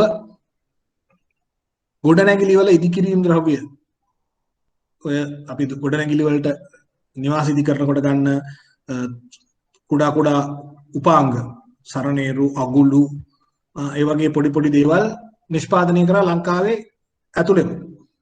නමුත් මේවා තාක්ෂණික වශයෙන් කරපු නිෂ්පාදන නෙවෙයි බොහොම රළු විදිහට මිනිස් ශ්‍රමය පාවිච්චි කරලා කළේ. සිදුුනේ මොකද්ද? තාක්ෂණය ලංකාවට ගේන්න මිල අධිකයි. ඒ නිසා තාක්ෂණය ගෙනාවේ නැහැ. නමුත් තාක්ෂණය එසේම නොගැනීම නිසා වෙන රටකින් ලංකාවට ආනයනය කිරීම වඩා ලාභදායී බවට පත් වුණා. ඒකෙන් ඒ කර්මාන්ත සියල්ලම වාගේ වෙහිලා ගියා. අද වෙනකොට ලංකාවේ එබඳු කර්මාන්ත නැහැ. එබඳු කර්මාන්ත නැති තරම්. ලංකාවේ එහෙම දේශීය වශයෙන් නිෂ්පාදනය වෙන මම හිතන්නේ පිත්තල ආශ්‍රිතව සරණේරු අගුළු ආදී නිෂ්පාදනය වෙනවා විනා වාණේ ආශ්‍රිතව ඒ කර්මාන්තය නැති වෙලා ගිහින් තියෙනවා. මොකද පිත්තල ආශ්‍රිත කර්මාන්තය තාමත් පවතිනවා. මොකද පිත්තල ලංකාවට ආනයනය කිරීමේ ගැටලු තියෙන නිසා දේශීය වශයෙන් තියෙන පිත්තල ප්‍රමාණය යොදාගෙන මේවා සිද්ධ වෙනවා. නමුත් අනිත් කර්මාන්ත බිඳ වැටලා තියෙනවා. මම මේ කියන එක ඕගොල්ලන්ට තේරෙන්න ඕන. ඕගොල්ලන්ගේ ගෙවල් දොරවල් හදනකොට ගන්න පුංචි පුංචි උපාංග ගොඩක් ලංකාවට දැන් ආනයනය කරන්නේ. දේශීය කර්මාන්ත නැහැ. ඊළඟට තාක්ෂණය නඩත්තු කිරීමට හා මම නැවත චෙක් කරනවා මාව ඇහෙනව නේද පුතේ? ඔව් සර් ඇහෙනවා. හරි මට උත්තර වගේක් දීලා තිනවා ඇනිමල් ක්‍රුවල්ටි ගැන ඔව් කාංචනා කියන එක හරි හලාල් ගැන කියප එක හරි බුද්ධික කියනවා ලයිට් කෝස් කියන්නේ මොකද්ද පුතේ? බුද්ධික සර් මසන් මැරීමේ ක්‍රමයක් තියෙන එක යුරෝපයේදී දැන් ඒක ගන්න නැහනේ. ඔව් ඒක ලයිට් තහනම්. කෝස් කියන්නේ ලයිට් එකක් ගහලා එතනට මාළු ආපුවම ඒ මාළු ටික අල්ලගෙන ඔව් ඒක තහනම්. ඒක ඔව් ඒ විතරක් නෙමෙයි ශ්‍රී ලංකාවේ විර්ධිය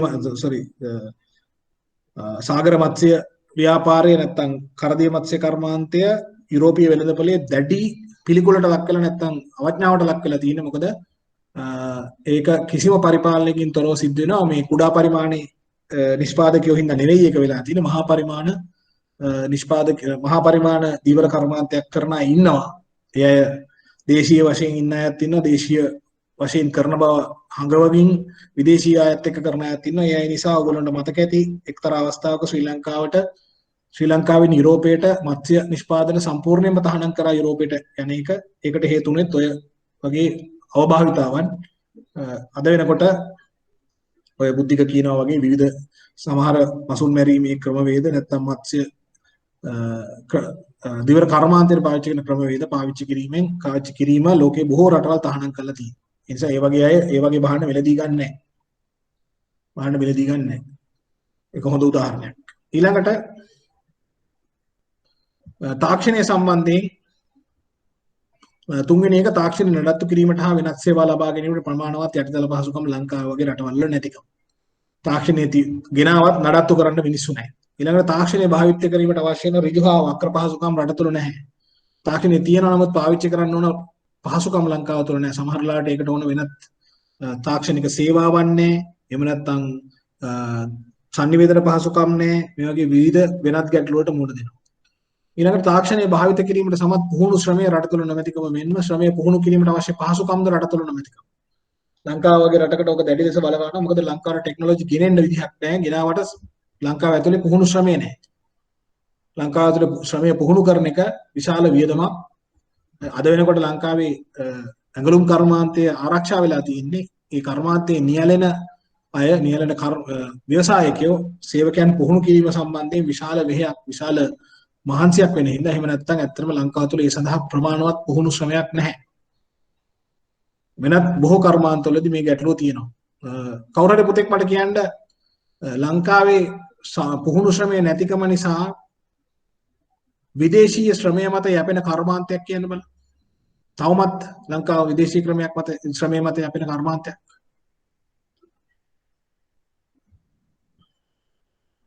ඔව් කාංචනා උත්තර වාගේ මේක දාලා තියෙනවා නිවුස් පේපර් ප්‍රින්ටිං කියන එක නැති වෙයි කියලා. ඔව් බොහෝ දුරට ඒක අඩු වෙමින් යන එකක් තමයි. ඒක හරි. තාක්ෂණීය ප්‍රශ්නයක්. මම ප්‍රශ්නේ අහුවේ ලංකාවේ ක්‍රියාත්මක වෙන කර්මාන්තයක් දේශීය වශයෙන් පුහුණු ශ්‍රමය නැතිකම නිසා විදේශීය ශ්‍රමය ගෙනල්ලා කරන්න සිද්ධ වෙන කර්මාන්තයක්. ගල්ලඟුරු විදුලි බලාගාරය මහා පරිමාණ කර්මාන්තයක්. ඕකේ පිළිගන්නවා. නමුත් ඊටත් වඩා තව පොඩක් සුළු හා මධ්‍ය පරිමාණ කත්තර එන්න පුතා.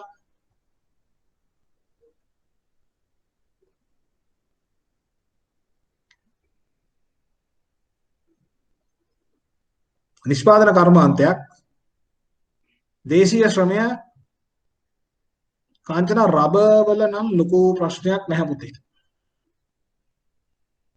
රබර් ආශ්‍රිත නිෂ්පාදන අයියෝ එහෙම කියන්නේ කාංචන? එහෙම ඉන්නවද විදේශීය ශ්‍රමය රබර් ආශ්‍රිත කර්මාන්තවල? නැසෙ දැන් අර මිදිගම එහෙම තියෙන මේ ටයර් මේ ඔව් ඒ කර්මාන්ත ශාලාවේ දැනට විදේශිකයෝ සේවය කරන තත්යකට ඇවිත් තියෙන නේද? ඔයා කියන්නේ මේක නේද? ලෝඩ්ස්ටාර් කැම්ස් ලෝඩ්ස්ටාර් නේද? ඔව් සර්. හරි. මම මෙහෙම කියන්නම් එකට ලංකාව තමයි ලෝකේ තියෙන විශාලතම නැත්නම් වැඩිම සොලිඩ් ටයර් නැත්නම් ඝන ටයර් කියන සොලිඩ් ටයර් කියන්නේ උලම් පුරවල නැහැ සනිකර රබර් වලින්ම ටයර් එක හදලා තියෙන ටයර් නිෂ්පාදනය කරන වැඩිම නිෂ්පාදනය කරන රටක් තමයි ලංකාව. ලංකාවේ මේ විදිහේ සමාගම් ප්‍රධාන වශයෙන් එකක් තියෙනවා කැම්සෝ ලෝඩ්ස්ටාර්. ඒක බෙල්ජියම් සමාගමක්. ඒක දැන් අයිතිය තියෙන්නේ මම හිතන්නේ මිචලින් කියන ටයර් සමාගමට. ඊළඟට ට්‍රොලබර්ග් කියලා සමාගමක් තියෙනවා. ඒ ට්‍රොලබර්ග් සමාගම තියෙන කොළොන්නාවේ හෝ කොළොන්නාව පැත්තේ. ඊළඟ එක තමයි ග්ලෝබල් රබර්. ඒක ශ්‍රී ලාංකීය සමාගමක්. ඊළඟට තියෙනවා යුරෙටෙක් කියලා සමාගමක් තිබුණා. ඒක නම් දැන් ක්‍රියාත්මක වෙනවද කියලා මට මතක නැහැ. ඒ වගේ ඒ කර්මාන්තයේ අති බහුතර ශ්‍රමය ශ්‍රී ලාංකික. නමුත් සමහර විශේෂිත ශ්‍රමය සමහර විට විදේශිකයන් වැඩ කරන ඇති විශේෂයෙන්ම සමාගම් දෙකක්ම විදේශීය සමාගම් නිසා ඒ අය විදේශ වලින් ඇවිල්ලා වැඩ කරනවා ඇති. නමුත් බහුතර ශ්‍රමය ශ්‍රී ලාංකික ශ්‍රමය සහ සෑහෙන තාක්ෂණයකුත් යොදා ගන්න කර්මාන්තයක්. හොඳ උත්තරේ අහක දානව නෙවෙයි උත්තරේ ගත්තොත් එහෙම මම මේ අපේක්ෂා කරන සමහර කර්මාන්ත තියෙනවා බොහෝ ශ්‍රමය දේශීය ශ්‍රමය නෙවෙයි. කවුරු හරි එහෙම දන්නවනම් කියන්න පුතේ බලන්න. මොකද මේ දැනුම හරි වැදගත් ඔයගොල්ලන්ට වැඩ කරනකොට.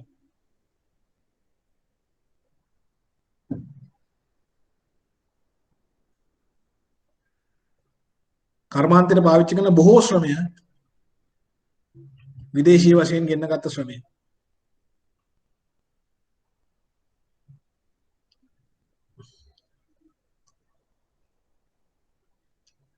තියෙනවද උදාහරණයක්? කවුද කොළඹ පැත්තට රැකියාවට එන අය දැකලා නැද්ද තාම?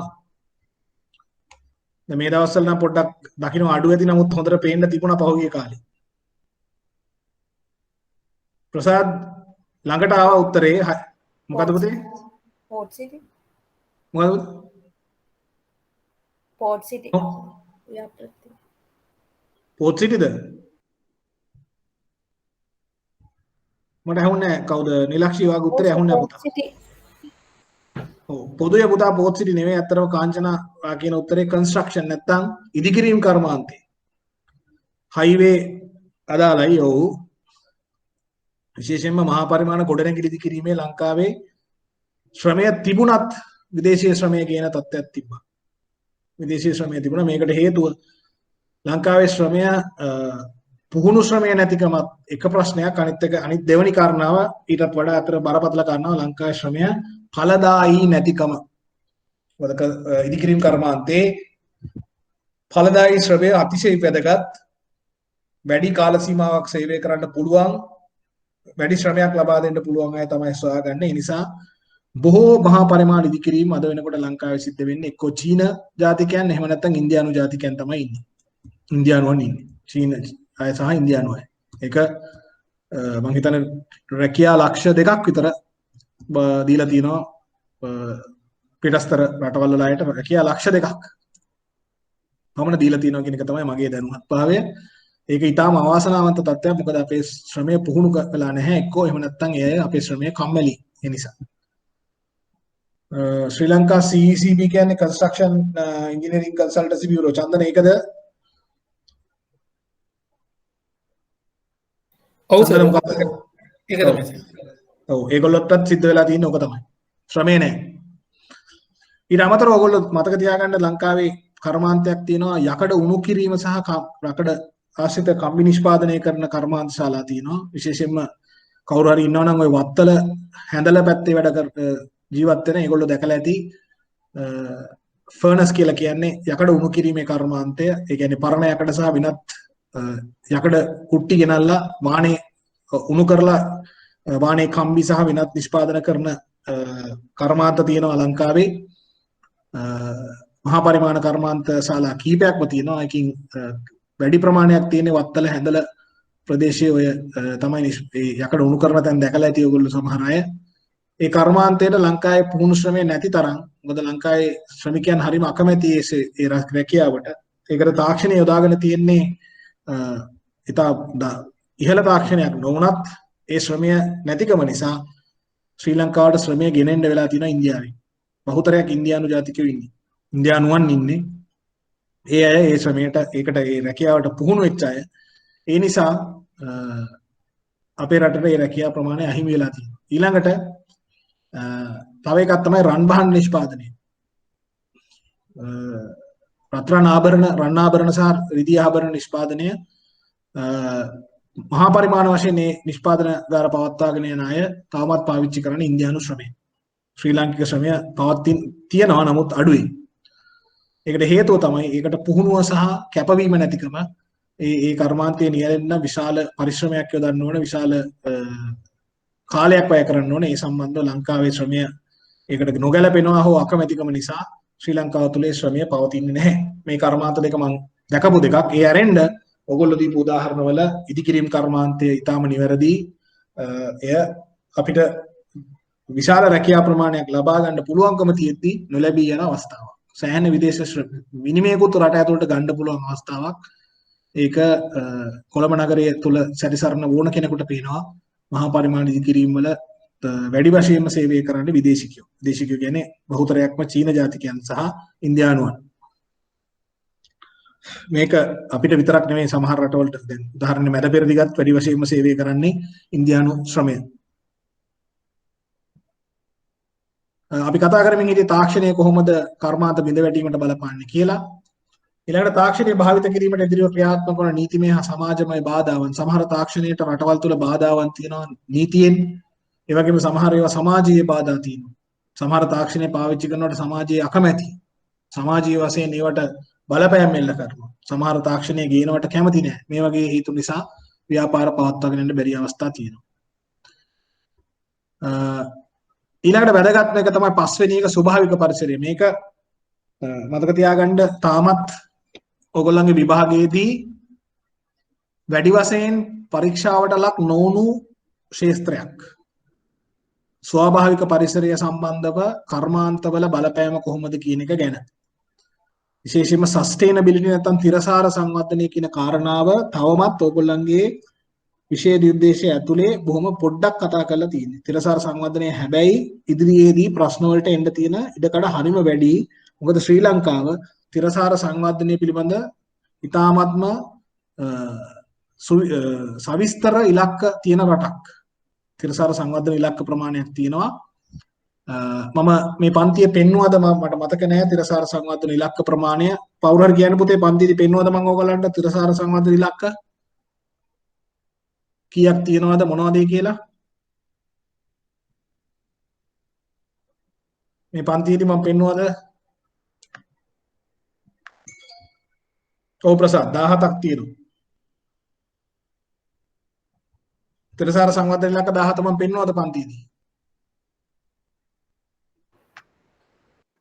පෙන්වස හරි. මොකද ඒක මම හිතනවා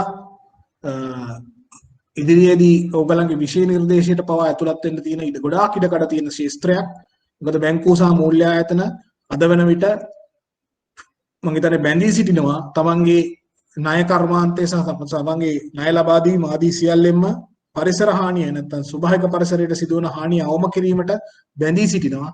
ඒ අනුව ඉදිරියේදී ඕගලන්ගේ විෂය නිර්දේශයටත් ඒක එකතු වෙන්න ගොඩාක් ඉඩකඩ තියෙනවා. ඒතර ස්වභාවික පරිසරයේ හේතු නිසා ව්‍යාපාර බිඳ වැටෙන්න පුළුවන්ද කියන එක මේ සාකච්ඡා කරන්නේ. අනිවාර්යයෙන්ම ඒකට උදාහරණ ලංකාවේ ඕන තරම් තියෙනවා. විශේෂයෙන්ම අපද්‍රව්‍ය බැහැර කරන කර්මාන්ත, ඊට පස්සේ ශබ්දය අධික ශබ්දය තියෙන කර්මාන්ත, අපජලය නැත්නම් අපවිත්‍ර ජලය බැහැර කරන කර්මාන්ත, හරිද? මේ වගේ ඒවා විතාම දැඩි බලපෑමකට ලක් වෙලා තියෙන සමහර කර්මාන්ත වැහිලා ගිහිල්ලා තියෙනවා. මේකෙදී මම දක්වලා තියෙන උදාහරණ පහක්. එකක් තමයි පාරිසරික ඇගීම් ක්‍රමවේදයන් සඳහා අධික පිරිවැය දැරීමට සිදුවීම. එමෙන්ම මේ බඳු ඇගීම් වලට අවශ්‍ය දැනුම නැතිකම. පාරිසරික ඇගීම් වාර්තා ඉතා මිලාදිකයි. ඒවා ව්‍යාපාර වලට දරා ගන්න බෑ. එහෙම දරන්න වුණොත් ව්‍යාපාර වලට පැවැත්මට ප්‍රශ්නයක් වෙනවා. ඊළඟට ඒ වගේ දැනුවත් ලංකාව තුල හරි අඩුයි. ඊළඟට පාරිසරික බලපෑම අවම කිරීමට ගන්නා ක්‍රියාමාර්ග වලට දරන පිරිවැය නිසා භාණ්ඩ හා සේවාවල මිල ඉහළ යනවා. ගොඩාක් පරිසරයට ගැළපෙන විදිහට නිෂ්පාදනය කරන්න ගියොත් භාණ්ඩ හා සේවාවල මිල ඉහළ යනවා. ඒකත් ව්‍යාපාර වල පැවැත්මට හේතු වෙනවා. පැවැත්මට බාධාවන් කරනවා. ඊළඟට තාක්ෂණික බලපෑම ක්‍රමවත්ව අධ්‍යයනය කර පිළියම් බෙදීමට අවශ්‍ය වෙන තාක්ෂණය ප්‍රාග්ධනීය කාලය නොමැතිකම. ලංකාව වගේ රටකට මේවට අවශ්‍ය කරන තාක්ෂණය ලංකාවේ හරි අඩුයි. ලංකාවේ මේ පිළිබඳ දැනුවත් භාවයේ තියෙන ආයතන ප්‍රමාණයත් හරි අඩුයි. ඊළඟට දැනට භාවිත කරන භාණ්ඩ හා සේවා වෙනුවට වෙනත් පරිසරිතකාමී භාණ්ඩ හා සේවාවන් වෙත මාරු වීමට ඇති අපහසුතාවය. බොහෝ නිෂ්පාදන ඔයගොල්ලෝ දැකලා ඇති එහෙම මාරු වෙන්න තාමත් බෑ. හොඳ උදාහරණයක් කියන්න පුතේ දැනට මේ ලංකාවේ ඔය ප්‍රශ්නේ තියෙන. දැනට භාවිත වන භාණ්ඩ හා සේවා වෙනුවට වෙනත් පරිසර හිතකාමී භාණ්ඩ හා සේවාවන් වෙත මාරු වීමට ඇති අපහසුතාවයේ තියෙන කර්මාන්තයක් කියන්නේ. ඔන්න ඒක තමයි වැඩ. මොකද පුතේ? පොලිතින් කර්ම. පොලිතින් ආශ්‍රිත නිෂ්පාදන ඉතාම හොඳ උදාහරණයක්. විශේෂයෙන්ම ඔයගොල්ලෝ දන්නවා මේ කෑමෝතර කොලේ නැත්තම් ලන්ච් ෂීට් එක තාමත් ලංකාවට විකල්පයක් තිබුණත් විකල්ප භාවිත කරන්න අකමැතියි. ඕකාංචන ප්ලාස්ටික් ආශ්‍රිත කර්මාන්ත ඔක්කොම වගේම. තව කර්මාන්තයක් කියන්නේ විකල්ප භාණ්ඩ වලට යන්න තාමත් විකල්ප තියෙනවා. නමුත් ඒවට යන්න තියෙන නොහැකියාව ඉක්මනින් මාරු වෙන්න බැරිකම.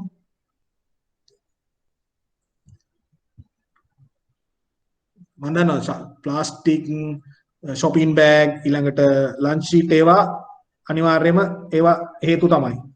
දැන් මට ඕන තව එක කර්මාන්තයක් කියන්න. very good කාංචනා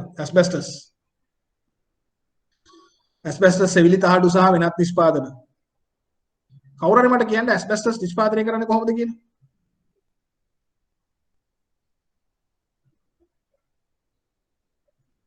කවුරු හොයලා බලලා තියෙනවද asbestos නිෂ්පාදනය කරන්නේ කොහොමද කියලා?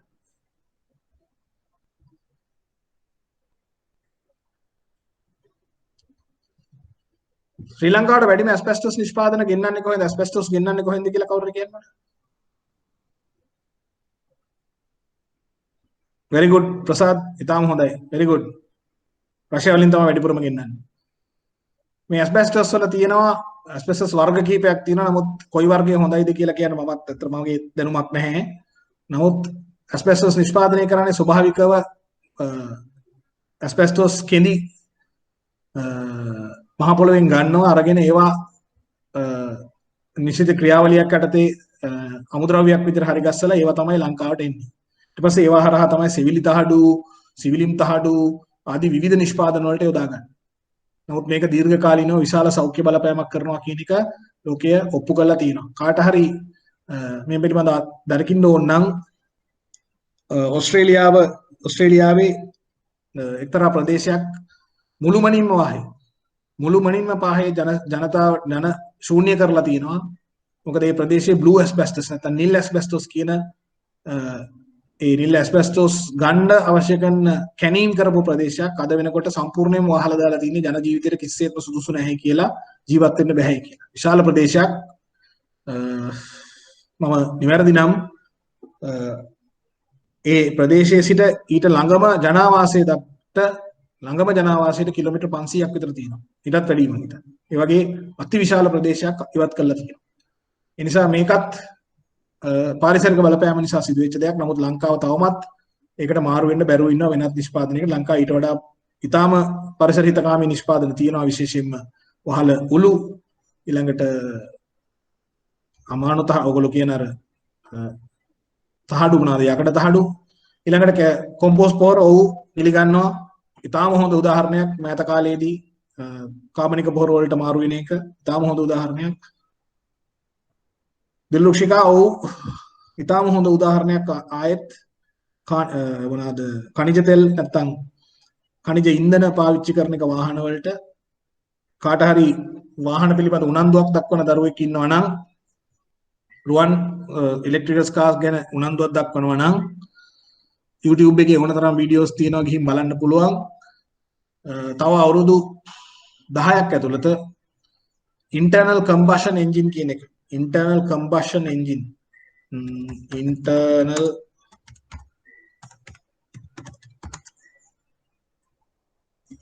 අභ්‍යන්තර දහන එන්ජිම කියන එක ලෝකෙන් ඉවත් කරන්නයි කල්පනාව. ඒ කියන්නේ තවදුරටත් ඉන්ධන පාවිච්චි කරන්නේ නැතුව විදුලි බලයට මාරු වෙන්න යනවා. ලෝකයේ මහා පරිමාණ වාහන නිෂ්පාදනය කරන සියලුම ආයතන මේ වන විට ඉවත් වෙමින් යනවා පෙට්‍රල් නැත්නම් ඩීසල් වාහන වලින්. එය විදුලි බලයට මාරු වෙමින් යනවා වේගෙන් කරගෙන යනවා. ලංකාවේ තවමත් ඒක කෙරෙන්නේ නැහැ. ලංකාව තවමත් ඒ පිළිබඳ දක්වන්නේ ඉතාමත්ම කම්මැලි ප්‍රතිපත්තියක්. මොකද අපේ අදහසක් තියෙනවා මේ charge කරන්න වෙලා යනවා. එහෙම නැත්නම් ආරෝපණය වලට වෙලා යනවා. ආරෝපණය කරන්න තැන් නැහැ වගේ ප්‍රශ්න වලට. නමුත් ලෝකයේ අනිත් රටවල් වේගෙන් ඉවත් වෙමින් යනවා. වෙන දෙයක් තියා අපි තරම් දියුණු නැති භූතානය වගේ රටවලුත් සම්පූර්ණයෙන්ම වාගේ ඒගොල්ලන්ගේ ಖನಿජ ඉන්ධන වාහන ඉවත් කරන්න යන්නේ. නෝර්වේ 2025න් පස්සේ ಖනිජ ඉන්ධන වාහන පාවිච්චි කරන්නේ නැහැ. ඒක තහනම්. එතකොට ඒ වගේ තත්ත්වයක් ලෝකයේ තියෙනවා. ඉතින් අන්න ඊටාම හොඳ තත්ත්වයක් ස්වභාවික පරිසරය සම්බන්ධයෙන් කවුරු හරි හිතනවා නම් දැන් මම වාහනයක් ගන්නවා මේ දවස්වල මිල හොඳටම වැඩි වෙලා තියෙන්නේ මිල හොඳයි මේ නිසා මම ගන්නවා වාහනයක් කියලා. ඔයා ගත්තට කමක් නැහැ. තව අවුරුදු 4කින් 5කින් පස්සේ වාහන වලට වටිනාකමක් නැති වෙන්න පුළුවන්. මොකද පෙට්‍රල් වාහන ඩීසල් වාහන පාවිච්චි කිරීම ඉවත් වෙන වගේ තත්ත්වයක් තියෙන නිසා. හොඳ උදාහරණ ටිකක් ආවා. ඊටාම හොඳ උදාහරණ. නිපුණි දව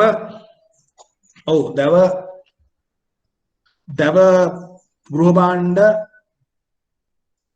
භාවිතය හොඳයි කියන එක හරි මම පිළිගන්නවා. නමුත් පුතේ වැඩේ තියෙන්නේ ලංකාවේ දව ගෘහ භාණ්ඩ ඇලුමිනියම් ගෘහ භාණ්ඩ සහ වෙනත් ගෘහ භාණ්ඩ වලට යන එක ප්ලාස්ටික් නම් කොහෙත්ම ගැලපෙන්නේ නැහැ. නමුත් දව වලට වෙලා තියෙන්නේ ගෘහ භාණ්ඩ නිෂ්පාදනය සඳහා පමණක් භාවිත කරන දව ලංකාවේ නැහැ. ලංකාවේ ගෘහ භාණ්ඩ නිෂ්පාදනය කරන්නේත්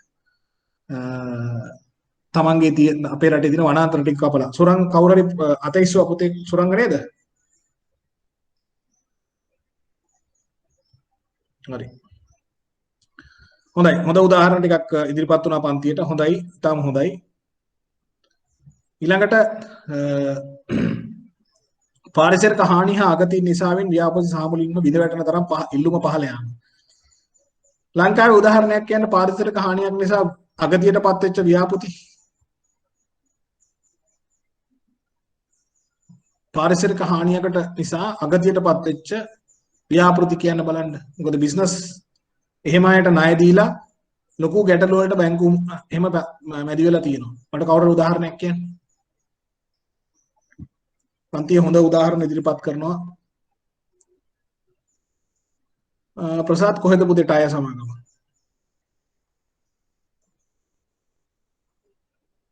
ටය නෙවෙයි නේද ඒක? හරි රබර් ආශ්‍රිත කර්මාන්තයක් තමයි රතු පස්වල.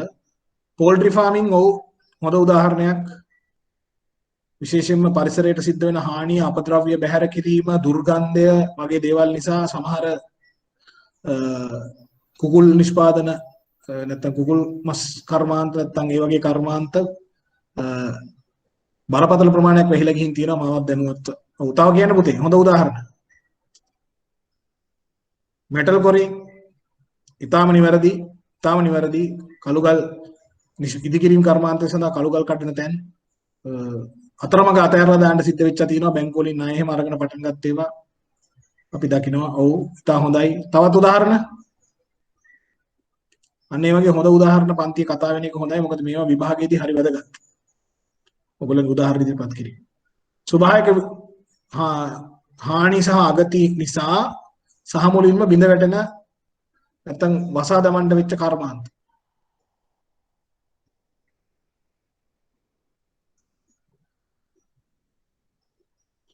තවුණාති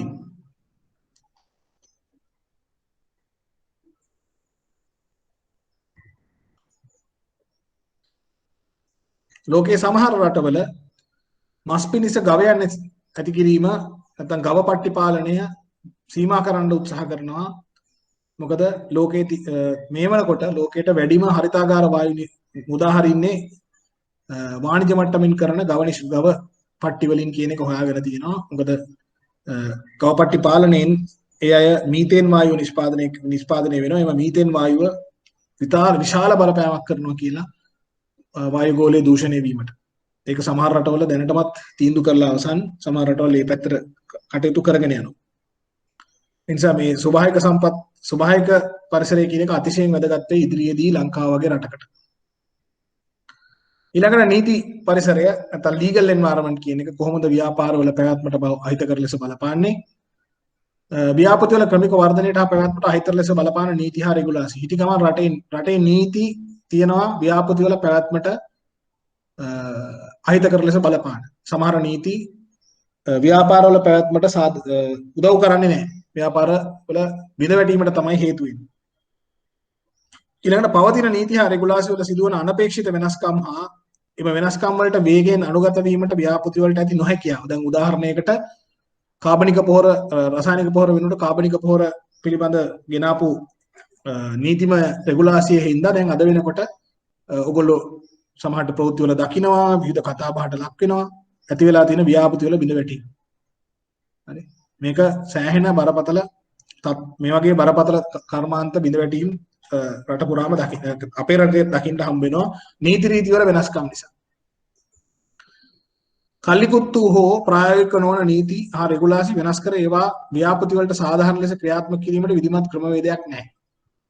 බොහෝ නීති තියෙනවා කල්ලිකුත් වෙලා නමුත් ඒවා අදට ගැලපෙන්නේ නැහැ. නමුත් තවදුරටත් ක්‍රියාත්මක වෙනවා. ඊළඟට නීතිය සැමට සාධාරණ අපක්ෂපාතී ලෙස ක්‍රියාත්මක නොවීම. මට කවුරු හරි කියන්න පුතේ හදිසි නීති වෙනස් වීම මත කර්මාන්තවල යම්කිසි බලපෑමකට ලක් වෙච්ච කර්මාන්තයක් හදිසියෙම නීතිය වෙනස් වෙනවා. එතකොට මේ නීතියට අනුගත වෙන්න කාලයක් නොමැතිකම නිසා නැත්නම් ඒක නොහැකියාව නිසා කර්මාන්ත බිඳ වැටීමට ලක් වෙන්නේ නැත්නම් බලපෑමකට ලක් වෙච්ච කර්මාන්තයක් කියන්නේ. කනිෂ්කගේ උත්තරේ හරි පොලිතීන් පිළිගන්නවා. පොලිතීන් වලට මේ බලපෑම වේගෙන් වෙන්න බැරිකම තියෙනවා. මොකද අද වෙනකොට කරලා තියෙන ආයෝජන, ගෙනලා තියෙන යන්ත්‍ර සූත්‍ර, පුහුණු කරගෙන තියෙන ශ්‍රමය, රැස් කරගෙන තියෙන අමුද්‍රව්‍ය මේවා තවමත් එක වේගයෙන් වෙනස් කරන්න බෑ. ඒ නිසා පොලිතීන් ආශ්‍රිත නිෂ්පාදන වල තවමත් මේ ගැටලුව තියෙනවා. තවත් කර්මාන්තයක් කියන්නේ ඇස්බෙස්ටස් හරි උදාහරණයමයි. ඉතා හොඳයි. අර අපි කතා කරා වගේ කවුද ධනුෂිකා නේ. තවත් උදාහරණයක් පොලිතීන් ඇස්බෙස්ටස් තවත් එකක් කියන්න බලන්න.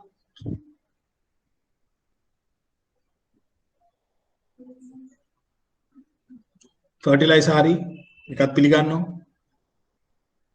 තව කියන්නේ හදිසියේ නීති වෙනස් වීම මත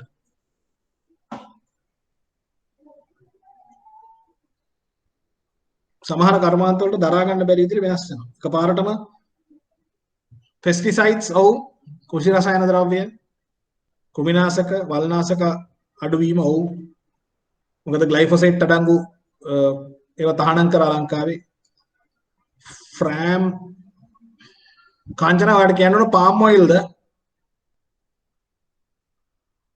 ඔව් sir. Kanchana palm oil farm oil. කටුපොල් කියන්නේ ඔව් හරි ඔව් ඒ නිෂ්පාදනය දැන් දැඩි බලපෑමකට ලක් කරලා තියෙනවා ලංකාවේ මං හිතන්නේ ඉදිරියේදී මොකක් කරයිද කියලා හිතා ගන්න අමාරුයි මොකද පාම් ඔයිල් නිෂ්පාදනය කර ලංකාවේ තියෙන්නේ පාම් ඔයිල් ගන්නේ ගෙවල් දොර ගෙදර දොරේ කැම වීමට විතරක් නෙවෙයි කර්මාන්ත විශාල ප්‍රමාණයක අමුද්‍රව්‍යයක් විදිහට යොදා ගන්නවා පාම් ඔයිල් ඒකත් ලොකු ගැටලුවක් MSG රසකාරක කනිෂ්ක MSG රසකාරකය තහනම් කරලා තියෙන්නේ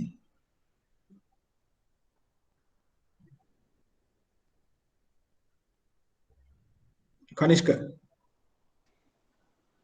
අජිනමොටෝ වගේ තහනම් කරන්නේ තියෙන කියන්නේ අජිනමොටෝ බ්‍රෑන්ඩ් එක තහනම් හැබැයි MSG ලංකාවට ගෙන්නනවා පුතේ මොනෝසෝඩියම් ග්ලූටමේට් කියලා කියන එක ගෙන්නනවා ලංකාවට.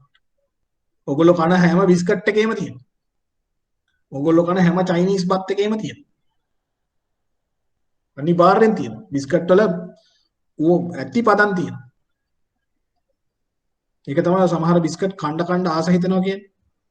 ඇති පදන් තියෙනවා MSG. මෙතන මේ පිළිබඳ අවබෝධයක් නැති දරුවෙක් කියනවනේ MSG කියලා කියන්නේ මොනෝසෝඩියම් ග්ලූටමේට් කියන එක. මොනෝසෝඩියම් ග්ලූටමේට් කියලා කියන්නේ ඔය ඔයගොල්ලෝ පොදුවේ දකින අජිනමොටෝ තමයි හොඳම උදාහරණය. ඒක බරපතල ලෙස පිළිකාකාරකයි කියන එක ලෝකෙ පිළි අරන් තියෙන්නේ. සමහර රටවල් සම්පූර්ණයෙන්ම තහනම් කරලා තියෙනවා. ඊළඟට දිල්ලක්ෂි කියනවා ඉලෙක්ට්‍රොනික ප්‍රොඩක්ට්ස්.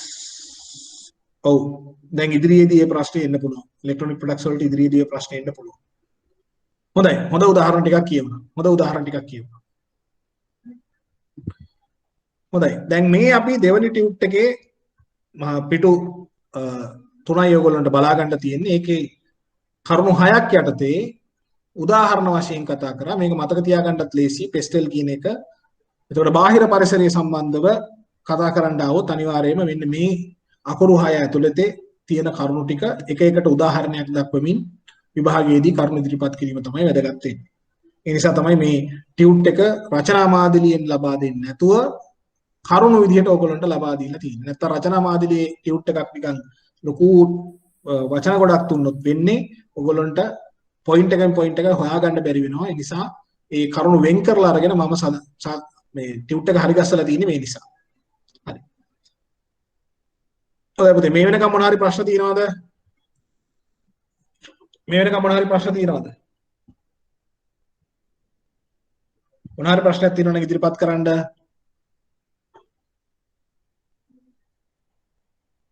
ඔයගොල්ලන්ට කවුරු හරි විභාගය පිළිබඳ මොන හරි අදහසක් මේ වෙනකොට වාර්තා වෙලා තියෙනවද පුතා?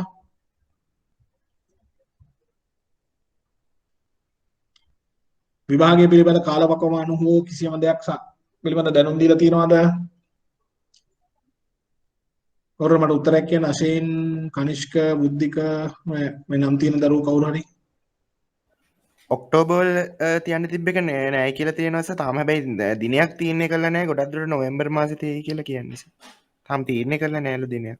හරි. ඕගොල්ලෝ පන්ති පටන් ගත්තේ මොන මාසෙද පුතේ අපි? ජූලි මාසෙද? අපි පටන් ගත්තේ ජූනිද? ජූලි. ඒ කියන්නේ 6 වෙනි මාසෙද 7 වෙනි මාසෙද පුතා? 7 වෙනි මාසෙද? 7 වෙනි මාසෙද පටන් ගත්තේ. හොඳට මතක් ගන්න පුතේ බලන්න. ඔව් හරි. 7 වෙනි මාසෙ තමයි. ඔව්. අපි මාසේ 7 මාසේ 8 වෙනි මාසේ හොඳයි. අපි විෂය නිර්දේශය ඉතා වේගයෙන් ආවරණය කරගෙන ඉන්නවා.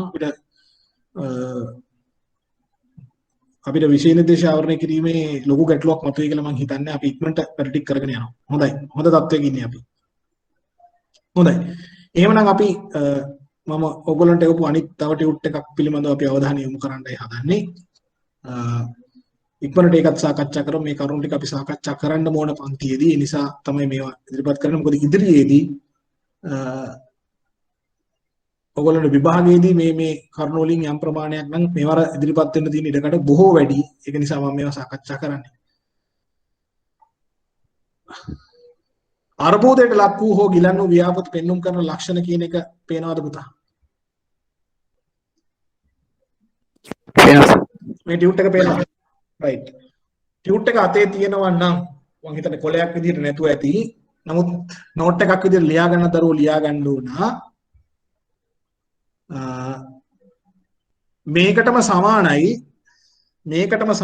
මෙතන තියෙන කරුණු වලටම සමානයි పూర్ව අනතුරු සංඥා early warning signal పూర్ව අවවාදාත්මක සංඥා early warning signal මම chat box එකේ type කරන්නම්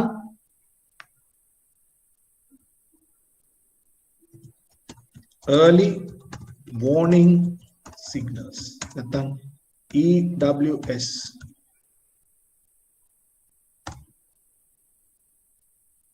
අපි මේ ටියුට් එකේ කතා කරන ඒවාම ගොඩක් දුරට සමානයි ක්‍රෙඩිට් මැනේජ්මන්ට් පාඩමේ මේ ගැන කතා කරාද නැද්ද කියලා පුතෙක් කියන්න මට పూర్ව අවවාදාත්මක සංඥා කතා කරා සර්.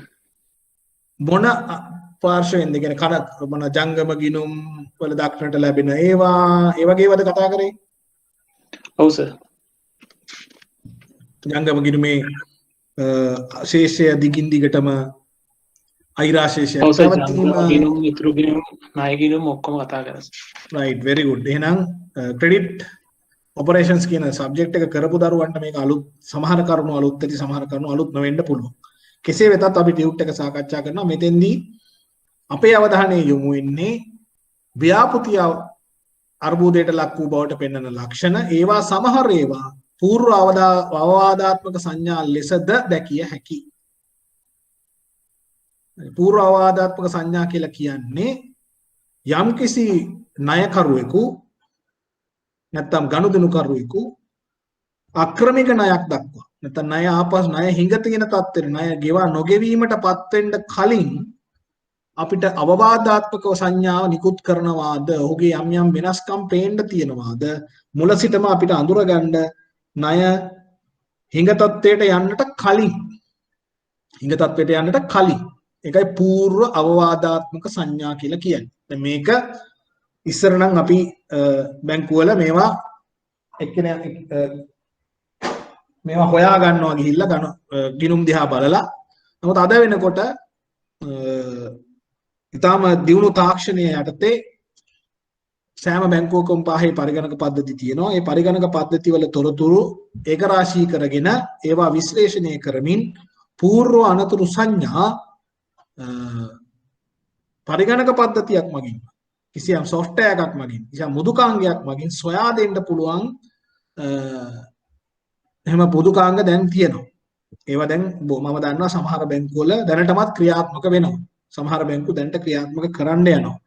ඒක ඊටාම හොඳ තත්ත්වයක්. මොකද ඒකෙන් పూర్ව කලින් දැනගන්නවා අපි යම් ණයකරුවෙකු නැත්නම් යම් කිසි ගනුදෙනුකරුවෙකු අවුල් වෙන්න හදනවද නැත්නම් අර්බුදයට යන්න හදනවද කියලා ඒ අනුව අපි නිසි ක්‍රියාමාර්ග වේලාසනින්ම ගන්නවා. අපි කියනවා ප්‍රොඇක්ටිව් කියලා. ප්‍රතිචාරයක් දක්වනවා වෙනුවට పూర్ව ක්‍රියාමාර්ග ගන්න පුළුවන්. పూర్ව ක්‍රියාමාර්ගයක් ගන්න පුළුවන්. ණයකරුව අමාරු වැටෙන්න කලින්ම තේරුම් ගන්න පුළුවන්. අද වෙනකොට එහෙම මුදුකාංග තියෙනවා. නමුත් මේ අපි ඉගෙන ගන්න සමහර ඒවා ඔයගලන්ට වැදගත් වෙයි. ඔයගලන්ගේ දැනුම වර්ධනය කරගන්න ක්‍රෙඩිට් මැනේජ්මන්ට් නැත්නම් ණය කළමනාකරණය කියන විෂය ඉගෙන ගත්ත දරුවන්ටත් නැති දරුවන්ටත් හැමෝටම මේක වැදගත්. මොනවද ව්‍යාපාරයක් ගිලන් වෙන්න යනකොට පෙන්වන ලක්ෂණ අපි පිටු තුනක් විතර තියෙන ඉක්මනට බලමු මොනවද කියලා. පරිපාලනය හා කළමනාකරණයේ දක්නට ලැබෙන ලක්ෂණ. දැන් මේවා බලාගන්නේ කොහොමද? අපිට ව්‍යාපෘතියක පිටින් මේක පේන්නේ නැහැ. පිටේ ඉඳලා බැලුවට පේන්නේ අපිට පේන්නේ ජංගම ගිණුම කොහොමද වෙලා තියෙන්නේ, අපිට පේන්නේ ඉතිරි ගිණීමේ ගිණුමට මොකද වෙලා තියෙන්නේ, අපිට පේන්නේ ණය ගිණුමට මොකද වෙලා තියෙන්නේ වගේ දේවල් විතරයි. මොකද අපි බැංකුවේ නැත්තම් මූල්‍ය ආයතනයේ තුල ඉඳන් බලනකොට. නමුත් අපි මේ සංවර්ධන ණය කියන පාඩම සංවර්ධන මූල්‍ය කියන පාඩමේදී අපේ අපේක්ෂාවක් තියෙනවා ව්‍යාපෘති වල ව්‍යාපෘතියේ ක්‍රියාකාරීත්වය අපි ඊටාම සූක්ෂම විදිහට නැත්නම් සවිස්තර විදිහට සොයා බලන්න ඕනේ. ඒ සවිස්තර විදිහට සොයා බලනකොට ව්‍යාපාරයේ තුලට ගිහින් ව්‍යාපාරයේ කටයුතු අධ්‍යයනය කිරීම ණය නිලධාරියෙකුගෙන් අපේක්ෂා කරනවා. එතකොට ඒ අයට බැංකුවට පෙනෙන බැංකුවට තියෙන ගිණුම් වලින් පෙනෙන දේවල් පමණක් නෙවෙයි ඊට එහා පැත්තේ කියපු තොරතුරුත් රැස් කරගත යුතුයි කියලා අදහසක් තියෙනවා. එහෙනම් අපි ඒ අදහසින් තමයි මේ පරිපාලනය හා කළමනාකරණය දක්වන ලැබෙන ලක්ෂණ ගැන කියන්නේ. ව්‍යාපාරයේ නැත්නම් ගනුදෙනු කරුවාගේ ව්‍යාපාරය තුල ඇති පරිපාලනමය හෝ කළමනාකරණමය ලක්ෂණ. බලමු. අයිතිකරුවන් කොටස් හිමියන් අතර මත ගැටුම්. ඉතා පැහැදිලි. මත ගැටුම් ඇති වෙන්න බෑ. ව්‍යාපාරයක මත ගැටුම් ඇති වෙනවා කියලා කියන්නේ හොඳ ලක්ෂණයක් නෙවෙයි. කොටස් හිමියන් තම ආයෝජන ඉවත් කර ගැනීම. කොටස් හිමියෙකු ආයෝජනය ඉවත් කර ගන්නවා කියන එකෙන් මොකද්ද පේන්නේ? ඔහු තවදුරටත් ව්‍යාපාරය පිළිබඳ විශ්වාස කරන්නේ නැහැ කියන එක. එහෙනම් ඒක ආරවුලක මුලක් වෙන්න ඇති, අර්බුදයක මුලක් වෙන්න පුළුවන්. මේවා ලක්ෂණ පමණයි. මේ දක්නට ලැබෙන ලක්ෂණ. ඊළඟ ආයතනයේ වැදගත් අංශවල වගකීම් නිලධාරීන් කළමනාකරුවන් ඉවත් වෙනවා. ආයතනයේ වැදගත් අංශවල ඉන්න කළමනාකරුවන් වගකීම් නිලධාරීන් ඉවත් වෙනවා ආයතනයේ. මට කවුරුරි පුතෙක් කියන්න අපි වැඩියෙන්ම කලබල වෙන්න ඕන කවුරු ඉවත් වෙලා කියොත්. අපි ළඟ ගනුදෙනු කටයුතු කරන ආයතනයක අපිට ආරංචි වෙනවා වගකීම් නිලධාරියෙක් සේවයෙන් ඉවත් වෙනවා, ඉල්ලාස් වෙනවා, නැත්නම් වෙනත් මාරු වෙලා ගියා. මොන නිලධාරියා මොන අංශයේ නිලධාරියෙක් අයින් වුණොත් අපි වැඩිපුරම කලබල වෙන්න ඕන. accounts හරියට හරි. ගිණුම් කරන එහෙම නැත්නම් ගණකාධිකාරීවරයා, accountant නැත්නම් ගිණුම් නැත්නම් මූල්‍ය කළමනාකාරවරයා ඉවත් වෙනවා නම් නිතර මාරු වෙනවනම් ඉතා උමනාවෙන් හොයලා බලන්න. නිතර මාරු වෙන එක හොඳම නැහැ. මොකද ඒ කියන්නේ වරින් වර ඒගොල්ලන්ගේ ආයතනයේ ගැටලු වලට ලක් වෙනවා කියන එක. ඒ නිසා අන්න ඒක හරිම වැදගත් එකක්. ඊළඟට සේවකයන් ආයතන ඉවත් වෙනවා. සමහරවිට සේවකයෝ දැනගත්තාම ආයතනයේ අරුබුදයට යනවා කියලා ඒගොල්ලෝ ඉවත් වෙනවා. ඒක ගැන හොයා බලන්න. ව්‍යාපෘතියේ දේපල හා වත්කම් විකුණා දැමීම. මේක සමහරට අර්බුදයක ලක්ෂණ. දේපල විකුණනවා කියලා කියන්නේ වත්කම් විකුණනවා කියලා කියන්නේ පවත්වාගෙන යන්න බැරිකම නිසා මුදල් හොයන්න මේවා කරනවා වෙන්නේ නැති. ඊළඟ ශාඛා දෙපාර්තමේන්තු අංශ ඒකක හෝ කර්මාන්තශාලා වසා දැමීම. සමහරලාට සමහර වෙලාවට ඉතා හොඳ හේතුවක් වෙන්නත් පුළුවන්. සමහර ඒකකයක් වහලා දානවා තේරුමක් නැති නිසා. සමහර කර්මාන්තශාලාවක් වහලා දානවා ඒ කර්මාන්තශාලාව ක්‍රියාත්මක කිරීම පාඩු තේරුමක් නැති නිසා. නමුත් මේක වෙනත් ආකාරයකට සිද්ධ වෙනවා නම් අන්න ඒක අර්බුදයක ලක්ෂණයක් විය හැකියි. ඊළඟට භාණ්ඩ හා සේවාවන් වල දක්නට ලැබෙන ලක්ෂණ. විකුණුම් පහළ යාම, තොග අවසන් වීම. අපි හිතන තොග අවසන් වෙන එක හරි හොඳයි කියලා හිතන්න පුළුවන්. තොග අවසන් වීම සමහරලාට ඊටාම නරක පූර්ව සංඥාවක් වෙන්න පුළුවන්. සේවා සපයන කාල සීමාව ක්‍රමයෙන් අඩු කිරීම. වැඩි වෙලා වැඩ කරන්නේ නැහැ. මොකද දරා ගන්න බෑ වියදම්. ඒ නිසා කාලය අඩු කරනවා. ගුණාත්මක සැලකිය යුතු ලෙස පහළ යාම. ප්‍රොඩක්ට් එකේ ක්වොලිටි එක බහිනවා. එන්න අඩු වෙනවා කියලා පේනවා. ඇනවුම් අත්හිටවීම මෙන්ම ලබාගත් ඇනවුම් එකග වූ පරිදි සැපීමට නොහැකි වීම. ඕඩර්ස් කැන්සල් කරනවා. දෙන්නේ නැහැ. එහෙම නැත්නම් කලින් ගත්ත ඕඩර්ස් දෙන්නේ නැහැ වෙලාවට. නිෂ්පාදන අඩුපාඩු හට ගැනීම. නිෂ්පාදනයේ අඩුපාඩු තියෙන පටන් ගන්නවා. නිෂ්පාදන චක්‍රය හරියට සිද්ධ වෙන්නේ නැහැ. නිෂ්පාදන වලින් පාරිභෝගිකයාට ලැබෙන ප්‍රතිලාභ අඩුවීම හෝ අගය එකතු කළ ප්‍රමාණය අඩු වීම. සමහර නිෂ්පාදන ඕගොල්ලෝ දන්නවා නිෂ්පාදනයේ එක නිෂ්පාදනයක ක්වොලිටි එක අඩු කරනවට අමතරව ඒගොල්ලත් එක්ක දීප වෙනත් ප්‍රතිලාභ අයින් කරනවා. සමහර නිෂ්පාදනයේ මුක්ති විඳිනකොට විවිධ ප්‍රතිලාභ ලබා දෙන්න තිබුණා. ඒවා හිමීට ඉවත් කරගෙන යනවා. මොකද ඒවා දරා ගන්න බැරි වෙනකොට ඒවා වියදම් ආරක්ෂා කරන්න අයින් කරනවා. ඊළඟට භාණ්ඩ හා සේවා ණයට සැපීම අඩු කිරීම හෝ අත්විඳීම. භාණ්ඩ හෝ සේවා ණයට සැපීම වෙළඳපොළට සැපේනකොට ණයට සැපීම එක්ක අඩු කරනවා එක්ක අත්විඳිනවා. ඒ කියන්නේ තවදුරටත් ණයට දීලා ඉන්න බෑ. මුදල්ම අවශ්‍යයි. එහෙනම් මුදල්ම අවශ්‍ය වෙනවා. මුදල් අවශ්‍ය කියලා කියන්නේ ව්‍යාපෘතිය අර්බුදයට යනවා කියන එකයි.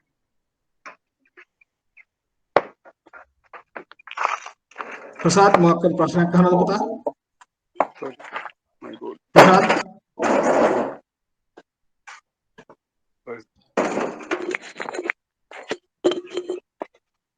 Prasad. All right.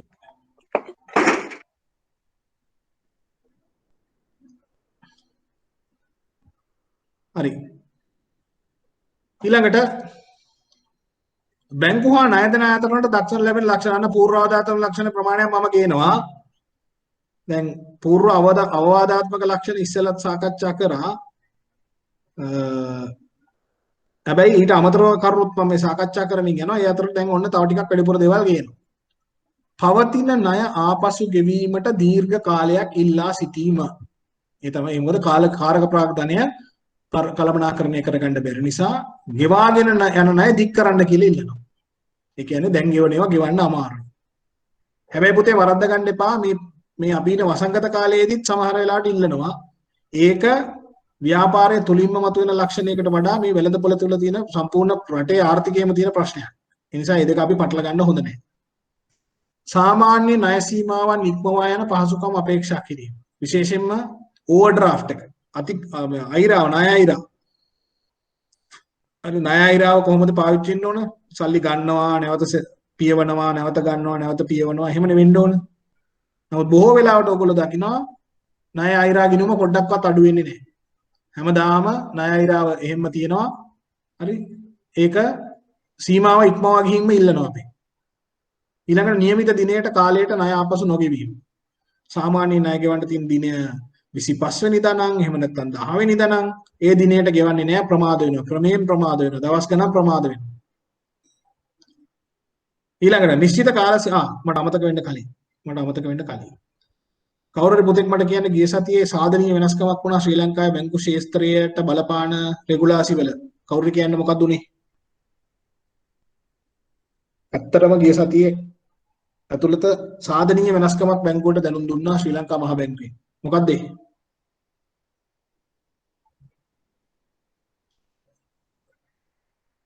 පසුගිය සතිය තුල ශ්‍රී ලංකාවේ බැංකු ශාස්ත්‍රයේදී කටයුතු කරන ආකාරය බැංකු විතරක් නෙවෙයි ඒක මූල්‍ය ආයතන වලටත් බලපානවා ඉදිරියේදී සාධනීය වෙනස්කමක් සිදුවන විධානයක් නිකුත් කරා ශ්‍රී ලංකා මහ බැංකුව. මොකද්ද ඒ? මට ඒක අමතක වෙන්න යන්නේ මං කිව්වේ. කතා කරන්න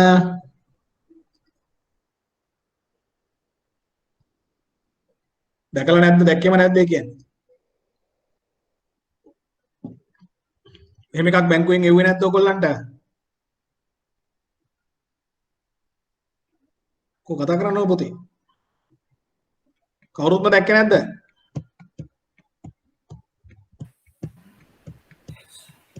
සර් මේ අර මේ පැන්ඩමික් අයට මේ කාලය දික් කිරීම ජනවාරි වෙනකන් එතන ඉන්ස්ටෝල්මන්ට් එක ටික වෙන එකද සර්? නෑ පුතේ නෑ. තව එකක් තියෙනවා. ඔයා ඒ කීප එකක් තිබුණා. ඒක හරි. ඒක මේ 14 වෙනිදා ඉල්ලාසුන මහාචාර්ය W ලක්ෂණ මහත්තයා මම හිතන අවසන් වතාවට අස්සම් කරපු සර්කියුලර් වල එකක් තමයි ඔයා කිව්වේ. ඒක නෙවෙයි. එතුමා තව එකක් අස්සම් කළා. මොකක්ද ඒක? ඔව් සර් ඒක. මතක තියාගන්න අක්‍රමික ණය වර්ගීකරණය සහ වෙන් කිරීම සම්බන්ධව සම්පූර්ණ ක්‍රියාවලිය අලුතෙන්ම බැංකු වලට ලැබෙන්න සැලැස්සුවා. අක්‍රමික ණය වර්ගීකරණය කිරීම සහ ඒ සඳහා වෙන් කිරීම කරන ආකාරය නැත්නම් ප්‍රතිපාදන වෙන් කිරීම කියන එක පිළිබඳව ඉතාම සවිස්තර විධානයක් චක්‍රලේඛයක් නිකුත් කරා ශ්‍රී ලංකා මහ බැංකුව. මෙතන දෙකක් නිකුත් කරා. 2022 ජනවාරි මාසයේ සිට සියලුම බැංකු ඒ ක්‍රමවේදයට අනුකූලව කටයුතු කළ යුතුයි. ඒ අනුව ඔබේ දැනුම සම්පූර්ණයෙන් අලුත් කරගත යුතුව තිබේ. ඒ සර්කියුලර් එක සියලුම බැංකු වලට ලැබිලා තියෙනවා. මම දන්න ආකාරයට සෑම බැංකුවක්ම සෑම දරුවෙකුටම ඕක ලැබෙන්න සලස්වනවා. එහෙම නැත්නම් හොයාගන්න වෙනවා හෙට නෙමෙයි අනිද්දා ගියාම. හරිද? ඕගොල්ලන්ගේ විභාගයේදී ඕකෙන් ප්‍රශ්නයක් අහන්න බොහෝ ඉඩකඩ තිබේ. මම අමතක කරන්න එපා පුතේ. මට ඒ සර්කියුලර් එක පෙන්වන්න මගේ ළඟ නැහැ. මම බලන්නම් උත්සාහ කරන්නම්.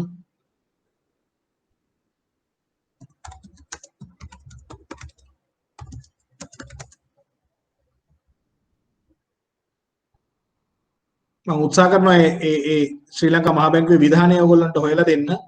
ඒකේ මාතෘකාව පෙන්වන්න අනිවාර්යයෙන්ම ඔයගොල්ලෝ ඒ ගැන අධ්‍යයනය කළ යුතුමයි පුතේ. විභාගයට නම් මට හිතනවා සෑහෙන ඉඩකඩක් තියෙනවා ප්‍රශ්නයක් කියන.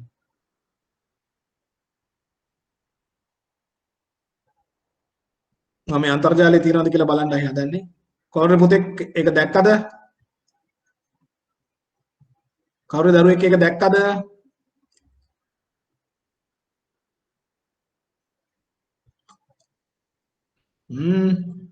බැංකුවේ ඉන්න 35 34න් කවුරුත්ම දැකලා නැහැ වගේ.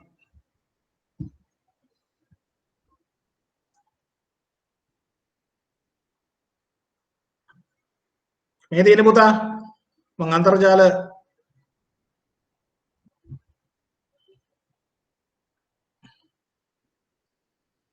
මමගේ අන්තර්ජාල ස්ක්‍රීන් එක ඔයගොල්ලන්ට පෙන්නනවා.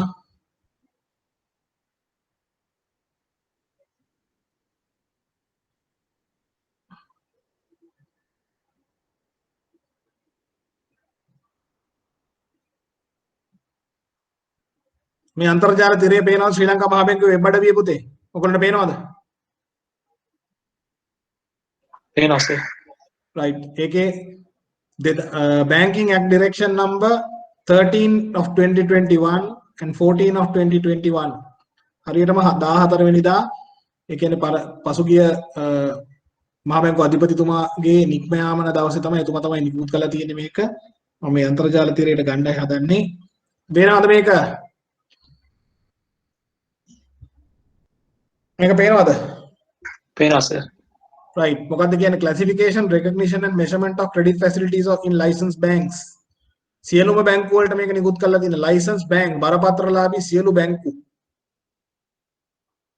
මොකද්ද කියන්නේ in the exercise of powers conferred blah blah blah කියලා herein after referred to a licensed bank with a view to further strengthening and harmonizing the regulatory framework on classification, recognition and measurement of credit facilities in licensed banks with the Sri Lanka accounting standards, SLFRS 9 financial instruments and establishing consistent and prudent practice in the banking industry. මේ කියන්නේ නව ගිණුම් කරන නීති සම්මතයන් තියෙනවා SLFRS IFRS වලින් එන ජාත්‍යන්තර මූල්‍ය මොනවාද මූල්‍ය වාර්තා කිරීමේ සම්මතයන් වලට හරියන විදිහට ශ්‍රී ලංකාවේ කරලා තියෙන සම්මතයන් ඒ සම්මතයන්ගේ අංක 9 දරන සම්මතයට අනුව සියලුම ණය වර්ගීකරණය කිරීම සම්බන්ධව පිටු 17කින් සමන්විත විධානයක් මේක විධානයක් මේක මේ චක්‍රලේඛයක්වත් මොකක්වත් නෙවෙයි මේක විධානයක් මේ විදිහට විය යුතුයි හරිද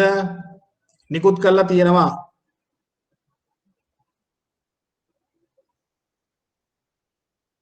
හරි මේ විධානය දැන් නිකුත් කරලා තියෙන්නේ මේ වෙනකොටත් ඒතකොට කාටවත් කියන්න බෑ මේ විධානය දැක්කේ නැහැ දන්නේ නැහැ කියලා සියලුම බැංකු වල අය ඒක දැනගන්න ඕන පුතේ.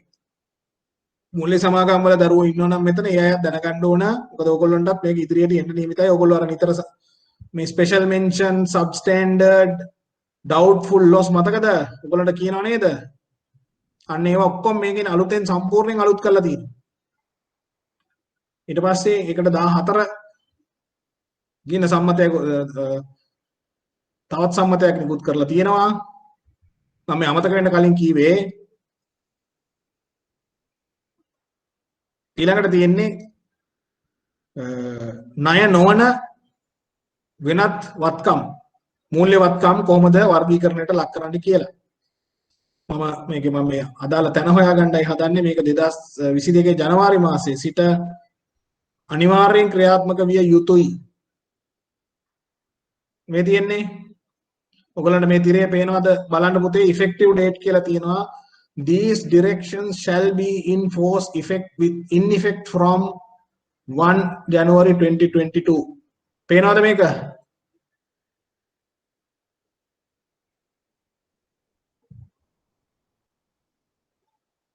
එතකොට මේකේ 13 කියන එක ඔයගොල්ලන්ට අනිවාර්යයෙන්ම දැනගත යුතු එකක් නම්බර 13 2021 මෙන්න මේ පේන එක ඔයගොල්ලන්ට. පේනවද පුතා 13 පිටුව? මේ පළවෙනි පිටුව. කියන්න පුතේ. පේනවා සර්. right මේක දැන් මම ගත්තේ ශ්‍රී ලංකා මහ බැංකුවේ වෙබ් අඩවියේ. ශ්‍රී ලංකා මහ බැංකුවේ වෙබ් අඩවියට ගිහිල්ලා වෙබ් අඩවියේ තියෙන මොනවාද බැංකුව සඳහා ඉදිරිපත් කරන විධානයන් කියන තැනට ගිහිල්ලා directions to banks කියන එකට ගිහිල්ලා එතනින් තමයි ගත්තේ මේ අවසාන වශයෙන් කරලා දීදිකත් කියලා. එතකොට අර මම දැන් පුතෙක් කිව්වා කවුද මට මතකයි ඉන්දික වෙන්න ඕන පුතෙක් කිව්වනේ අර ණය කල්දික් කිරීම සම්බන්ධයෙන් මේ ටුවරිසම් ඉන්ඩස්ට්‍රි එකට ඒක තියෙනවා මේක යා. ඒක තමයි ඒක චක්‍රලේඛයක් විතර තියෙන්නේ. හරි. ඔන්න මං අමතර දැනුමක් දුන්නා. අමතර දැනීමක් තමයි දීලා තියෙන්නේ. සර් සර්කියුලර් එක අප්ඩේට් කරන්න පුළුවන්ද? කොහෙද පුතේ? ඉන්දිකා සර් මේ ඔය ටියුට් අප්ඩේට් කරන්නේ සර් ඒකම පුළුවන් වේද අප්ඩේට් කරන්න නැත්නම් සර් ඒක අපි වෙනම ගන්නවා. මේක පුතේ සිංහල එකක් නම් නැහැ මං හිතන්නේ ආ. කමන්නේ සර් ඕක වුණත් ඉංග්‍රීසි එක වුණත් කමන්නේ සර් පොඩ්ඩක් අප්ඩේට් කරගන්න. හරි. ඔයාලට දැන් පුතේ මේ ඉන්ටර්නෙට් එකෙන් ඩවුන්ලෝඩ් කරන දේ මම පෙන්නුවා ගන්න පුළුවන්ද එතනින්? එහෙමනම් පුළුවන් සර්. සෙන්ට්‍රල් බැංක් එකේ මම පෙන්නන්නම්. මම මෙයා ගියේ ශ්‍රී ලංකා මහා බැංකුවේ වෙබ්සයිට් එකට. එතන ගිහිල්ලා හරිද? මෙතන මේ ෆයිනෑන්ෂල් සිස්ටම් කියන එකට යන්න. එතන ගියාම සර්. banking sector නෑ sorry laws මෙන්න මේ laws කි උඩම තියෙනවා LAWS නීති කියන තැන පොඩ්ඩක් ඉන්න මම මේක සිංහලට මාරු කරන්න නීති කියලා තියෙනවා නීතිවල නියෝග චක්‍රලේඛ මාර්ගෝපදේශ කියලා තියෙනවා එතන බැංකු කියලා තියෙනවා බැංකු එක ක්ලික් කරාම මේ තියෙන්නේ බැංකුවා සඳහා නිකුත් කරන ලද මෙහෙයුම් උපදේශ චක්‍රලේඛ නියෝග හැබැයි පුතේ මේවා තියෙන්නේ ඉංග්‍රීසි සිංහලෙන් නෑ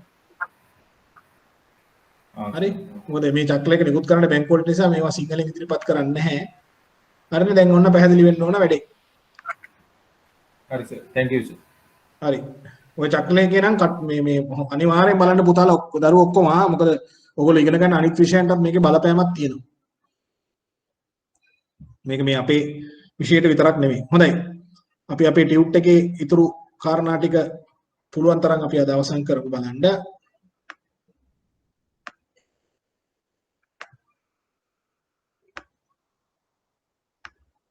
හොඳයි මම මෙයා අමතර දැනීමක් විදිහට කිව්ව මගේ ටියුට් එක පේනවද කියන්නේ ටක් ගාලා පුතේ තව විනාඩි දෙකක් අපිට තියෙනවා කාලය ටියුට් එක පේනවද පේනවා සර් රයිට් අපි කියමින් හිටියේ ණය සීමාවල් ණය දින කාලයට ගෙවීම නැතුව ඊළඟට නිශ්චිත කාල සීමාවන් ලැබෙන තිබු මුදල් ප්‍රවාහයන් අඩුවීම ගිණුමට ලැබෙන මුදල් ප්‍රවාහ ටික ටික අඩු වෙනවා පේනවා අලුත් ණය දෙන ආයතන වලින් ණය පහසුකම් අයදුම් කිරීම අලුත් ණය දෙන ආයතන වලින් ණය පහසුකම් අයදුම් කිරීම කොහොමද අපි හොයාගන්නේ වෙන බැංකුවකින් ණය ඉල්ලනවා කියලා අපි කොහොමද හොයාගන්නේ? ක්‍රිප් රිපෝට් එකේ තියෙනවා සර් පළවෙනි පේජ් එකේ. very good. ක්‍රිප් රිපෝට් එකේ තියෙනවා අවසාන වශයෙන් රිපෝට් එක කවුද මොනවටද ගත්තේ කියලා. අපි නෙමෙයි නම් වෙන අය එක වෙන කෙනෙක් නම් ඒක ඉල්ලලා තියෙන්නේ අනිවාර්යයෙන්ම එයා වෙන බැංකුවක් කරේ වෙන මූල්‍ය ආයතනයකට හරි ගිහින් තියෙන බව ඔප්පු වෙනවා. හරි. නිරන්තරයෙන් කළ යුතු ඉකුත්තු ගෙවීම කළ යුතු නැත්නම් ඉකුත්තු ගෙවීම පැහැරහැරි ණය වාරික පැවැත්වීම. හරිද? අපිට නිතරම වාරික හිඟ තියෙනවා. නිතරම වාරිකයක් හිඟ තියාගෙන තමයි ඉස්සරහට යන්නේ. එහෙම අය ඒ කියන්නේ ප්‍රශ්නයක්. ණය අය කර ගැනීමට යොමු කරන ලිපි දුරකථන අපමණ විද්‍යුත් තැපැල් පණිවිඩ ආදී sannivedanayන්ට ප්‍රතිචාර නොදක්වීම හෝ ප්‍රමාද වීම. පැහැදිලි. දීර්ඝ දාතම සහිත චෙක්පත් නිකුත් කිරීම. ඉදිරියට ගොඩාක් කාලයක් තින්න චෙක්පත් දානවා. නැත්නම් ව්‍යාපාරයේ එදිනෙදා චෙක්පත් නැතුව ගොඩාක් මාස 3-4 ඉස්සරහට චෙක්පත් නිකුත් කරනවා. ඊළඟට පැරණි ගිණුම් වෙනුවට අලුත් ගිණුම් විවෘත කොට කොටසක් කියලා තියෙන්නේ. ඒක විවෘත කොට එම අලුත් ගිණුම හරහා ගනුදෙනු කිරීමට පෙළඹෙනවා. තියෙන ගිණුම වහන්න හදනවා. මොකද තියෙන ගිණුම දැන් වෙළඳපොලේ අවුලක් වෙලා තියෙනවා. එතකොට ඒක පෙන්වන්නේ නැහැ කාටවත්. ඊළඟට ඊතුරු ක්‍රමයෙන් ക്ഷീණ වීම, කෙටි කාලීන ණය හෝ වෙනත් පහසුකම් නිම කිරීමට වැඩියෙන් කාලය ඉල්ලීම, සිතාමතා චෙක්පත් අගරු කිරීමට සැලැස්වීම, ඔය වැරදියට චෙක්පත් ලියන එක, ණය ප්‍රතිව්‍යුහගත කිරීමට අයදුම් කිරීම, ව්‍යාපෘතියෙන් ණය පදනම් මත භාණ්ඩ හා සේවා ලබාගත් ණයගැතියන් විසින් දකින්න මම මේ කෑල්ල මම වෙනම කරන්නම් ආයකත් අපිට ඉවර කර හැකියි මේක වෙනම මාතෘකාවක් පුතේ මම හයිලයිට් කරන කෑල්ල වෙනම මේක වෙනම මාතෘකාවක් ඒක මාතෘකාව වෙන්ගලා වැදිලා නැහැ ව්‍යාපෘතියෙන් ණය මත භාණ්ඩ හෝ සේවා ලබාගත් ණයගැතියන් විසින් දකින ලක්ෂණ ණයගැතියෝ දකින ලක්ෂණ භාණ්ඩ හා සේවා සඳහා ණය කාලය ලබා දෙන්නේ නැහැ දැන් ණයට විකුණන්නේ නැහැ අපිට මුදලට පමණක් විකුණනවා නම් අන්න පේන්න තියෙන ලක්ෂණයක් ඒ කියන්නේ ආයතනයට කරගෙන යන්න බෑ. ණයට විකුණන්න බෑ. වෙනදාට වඩා ණය කාලය අඩු කරනවා. අන්න ඒත් අඩුයි. ඊළඟට ණය ගැතියන්ට ණය ගෙවා දමන ලෙස නිතර බලපෑම් කරනවා. ණය ගැතියන්ට කියනවා ණය ඉක්මනට ගෙවන්නයි කියලා.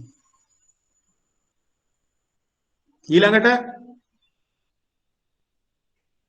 ණය කාල සීමාව අවසන් වීමට පෙර අනපේක්ෂිත අන්දමින් ණය ගෙවා දමන ලෙස විධාන කිරීම. අපිට දවස් 30ක් දීලා තියෙනවා. හැබැයි දවස් 20කින් කියන ඉක්මනට ණය ගෙවන්නයි කියලා. ඊළඟට ණයට භාණ්ඩ හා සේවා මිලදී ගන්නා ගනුදෙනුකරුවන් වෙනුවට සමාවෙන්න පොඩ්ඩක් ඉන්න.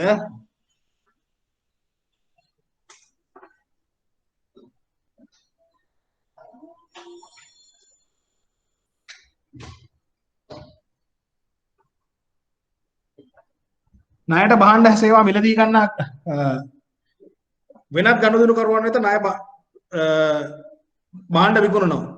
වෙනදා විකුණපු අයට විකුණන්නේ නැහැ. දැන් කියලා අලුත් අයට විකුණනවා. ඒවා ණයට විකුණන්නේ නැහැ, මුදලට විකුණනවා. අන්න ප්‍රශ්නයක් කියන්නේ. ඊළඟට සාමාන්‍ය ණය කරගන්නා ක්‍රමයෙන් බැහැර වෙලා ප්‍රධාන ණය කළමනාකරුවන් විසින්ම නැත්නම් අයිතිකාරයා නැත්නම් ආයතනයේ විශාල මේ ඉහළ නිලධාරීන් විසින්ම ණය කරගන්න එනවා. ගොඩක් වෙලාවට අයිතිකාරයා එනවා. ඒ කියන්නේ බිස්නස් එකට හොඳටම අරුබුදයක තියෙනවා කියන එකයි ඒකේ අදහස.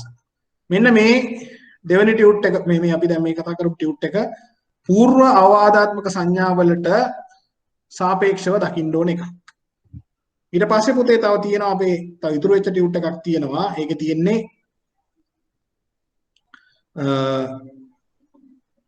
ඒකෙන් මොනවද බැංකුවට නැත්තම් රටට වෙන්න පුළුවන් බලපෑම කියන එක ඒක අපි ඉක්මනට ඉවර කරමු ඊළඟ දවසේ. එතකොට මම අද වැඩිපුර දෙයක් කිව්වා අර සර්කියුලර් එක මොනවද? සෝරි ශ්‍රී ලංකා මහා බැංකුවේ විධානය එක බලන්න විභාගයට සූදානම් වෙන්න. දැන් අර සයන්ටිෆික් කැල් එක අතේ තිබුණ එක දැන් මේ පහුගිය ටිකේ පාවිච්චි කරන්නේ අපි ගත්තේ නැහැ.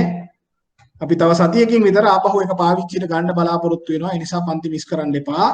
අපි ආපහු පොඩ්ඩක් ගණන් හදන වැඩේට බහින්න තියෙනවා. අපි ඒකෙදි නැවත හම්බ වෙමු. ආයෙත් ගණන් ටිකක් හදමු අර ඉස්සෙල්ලා කරා වගේම.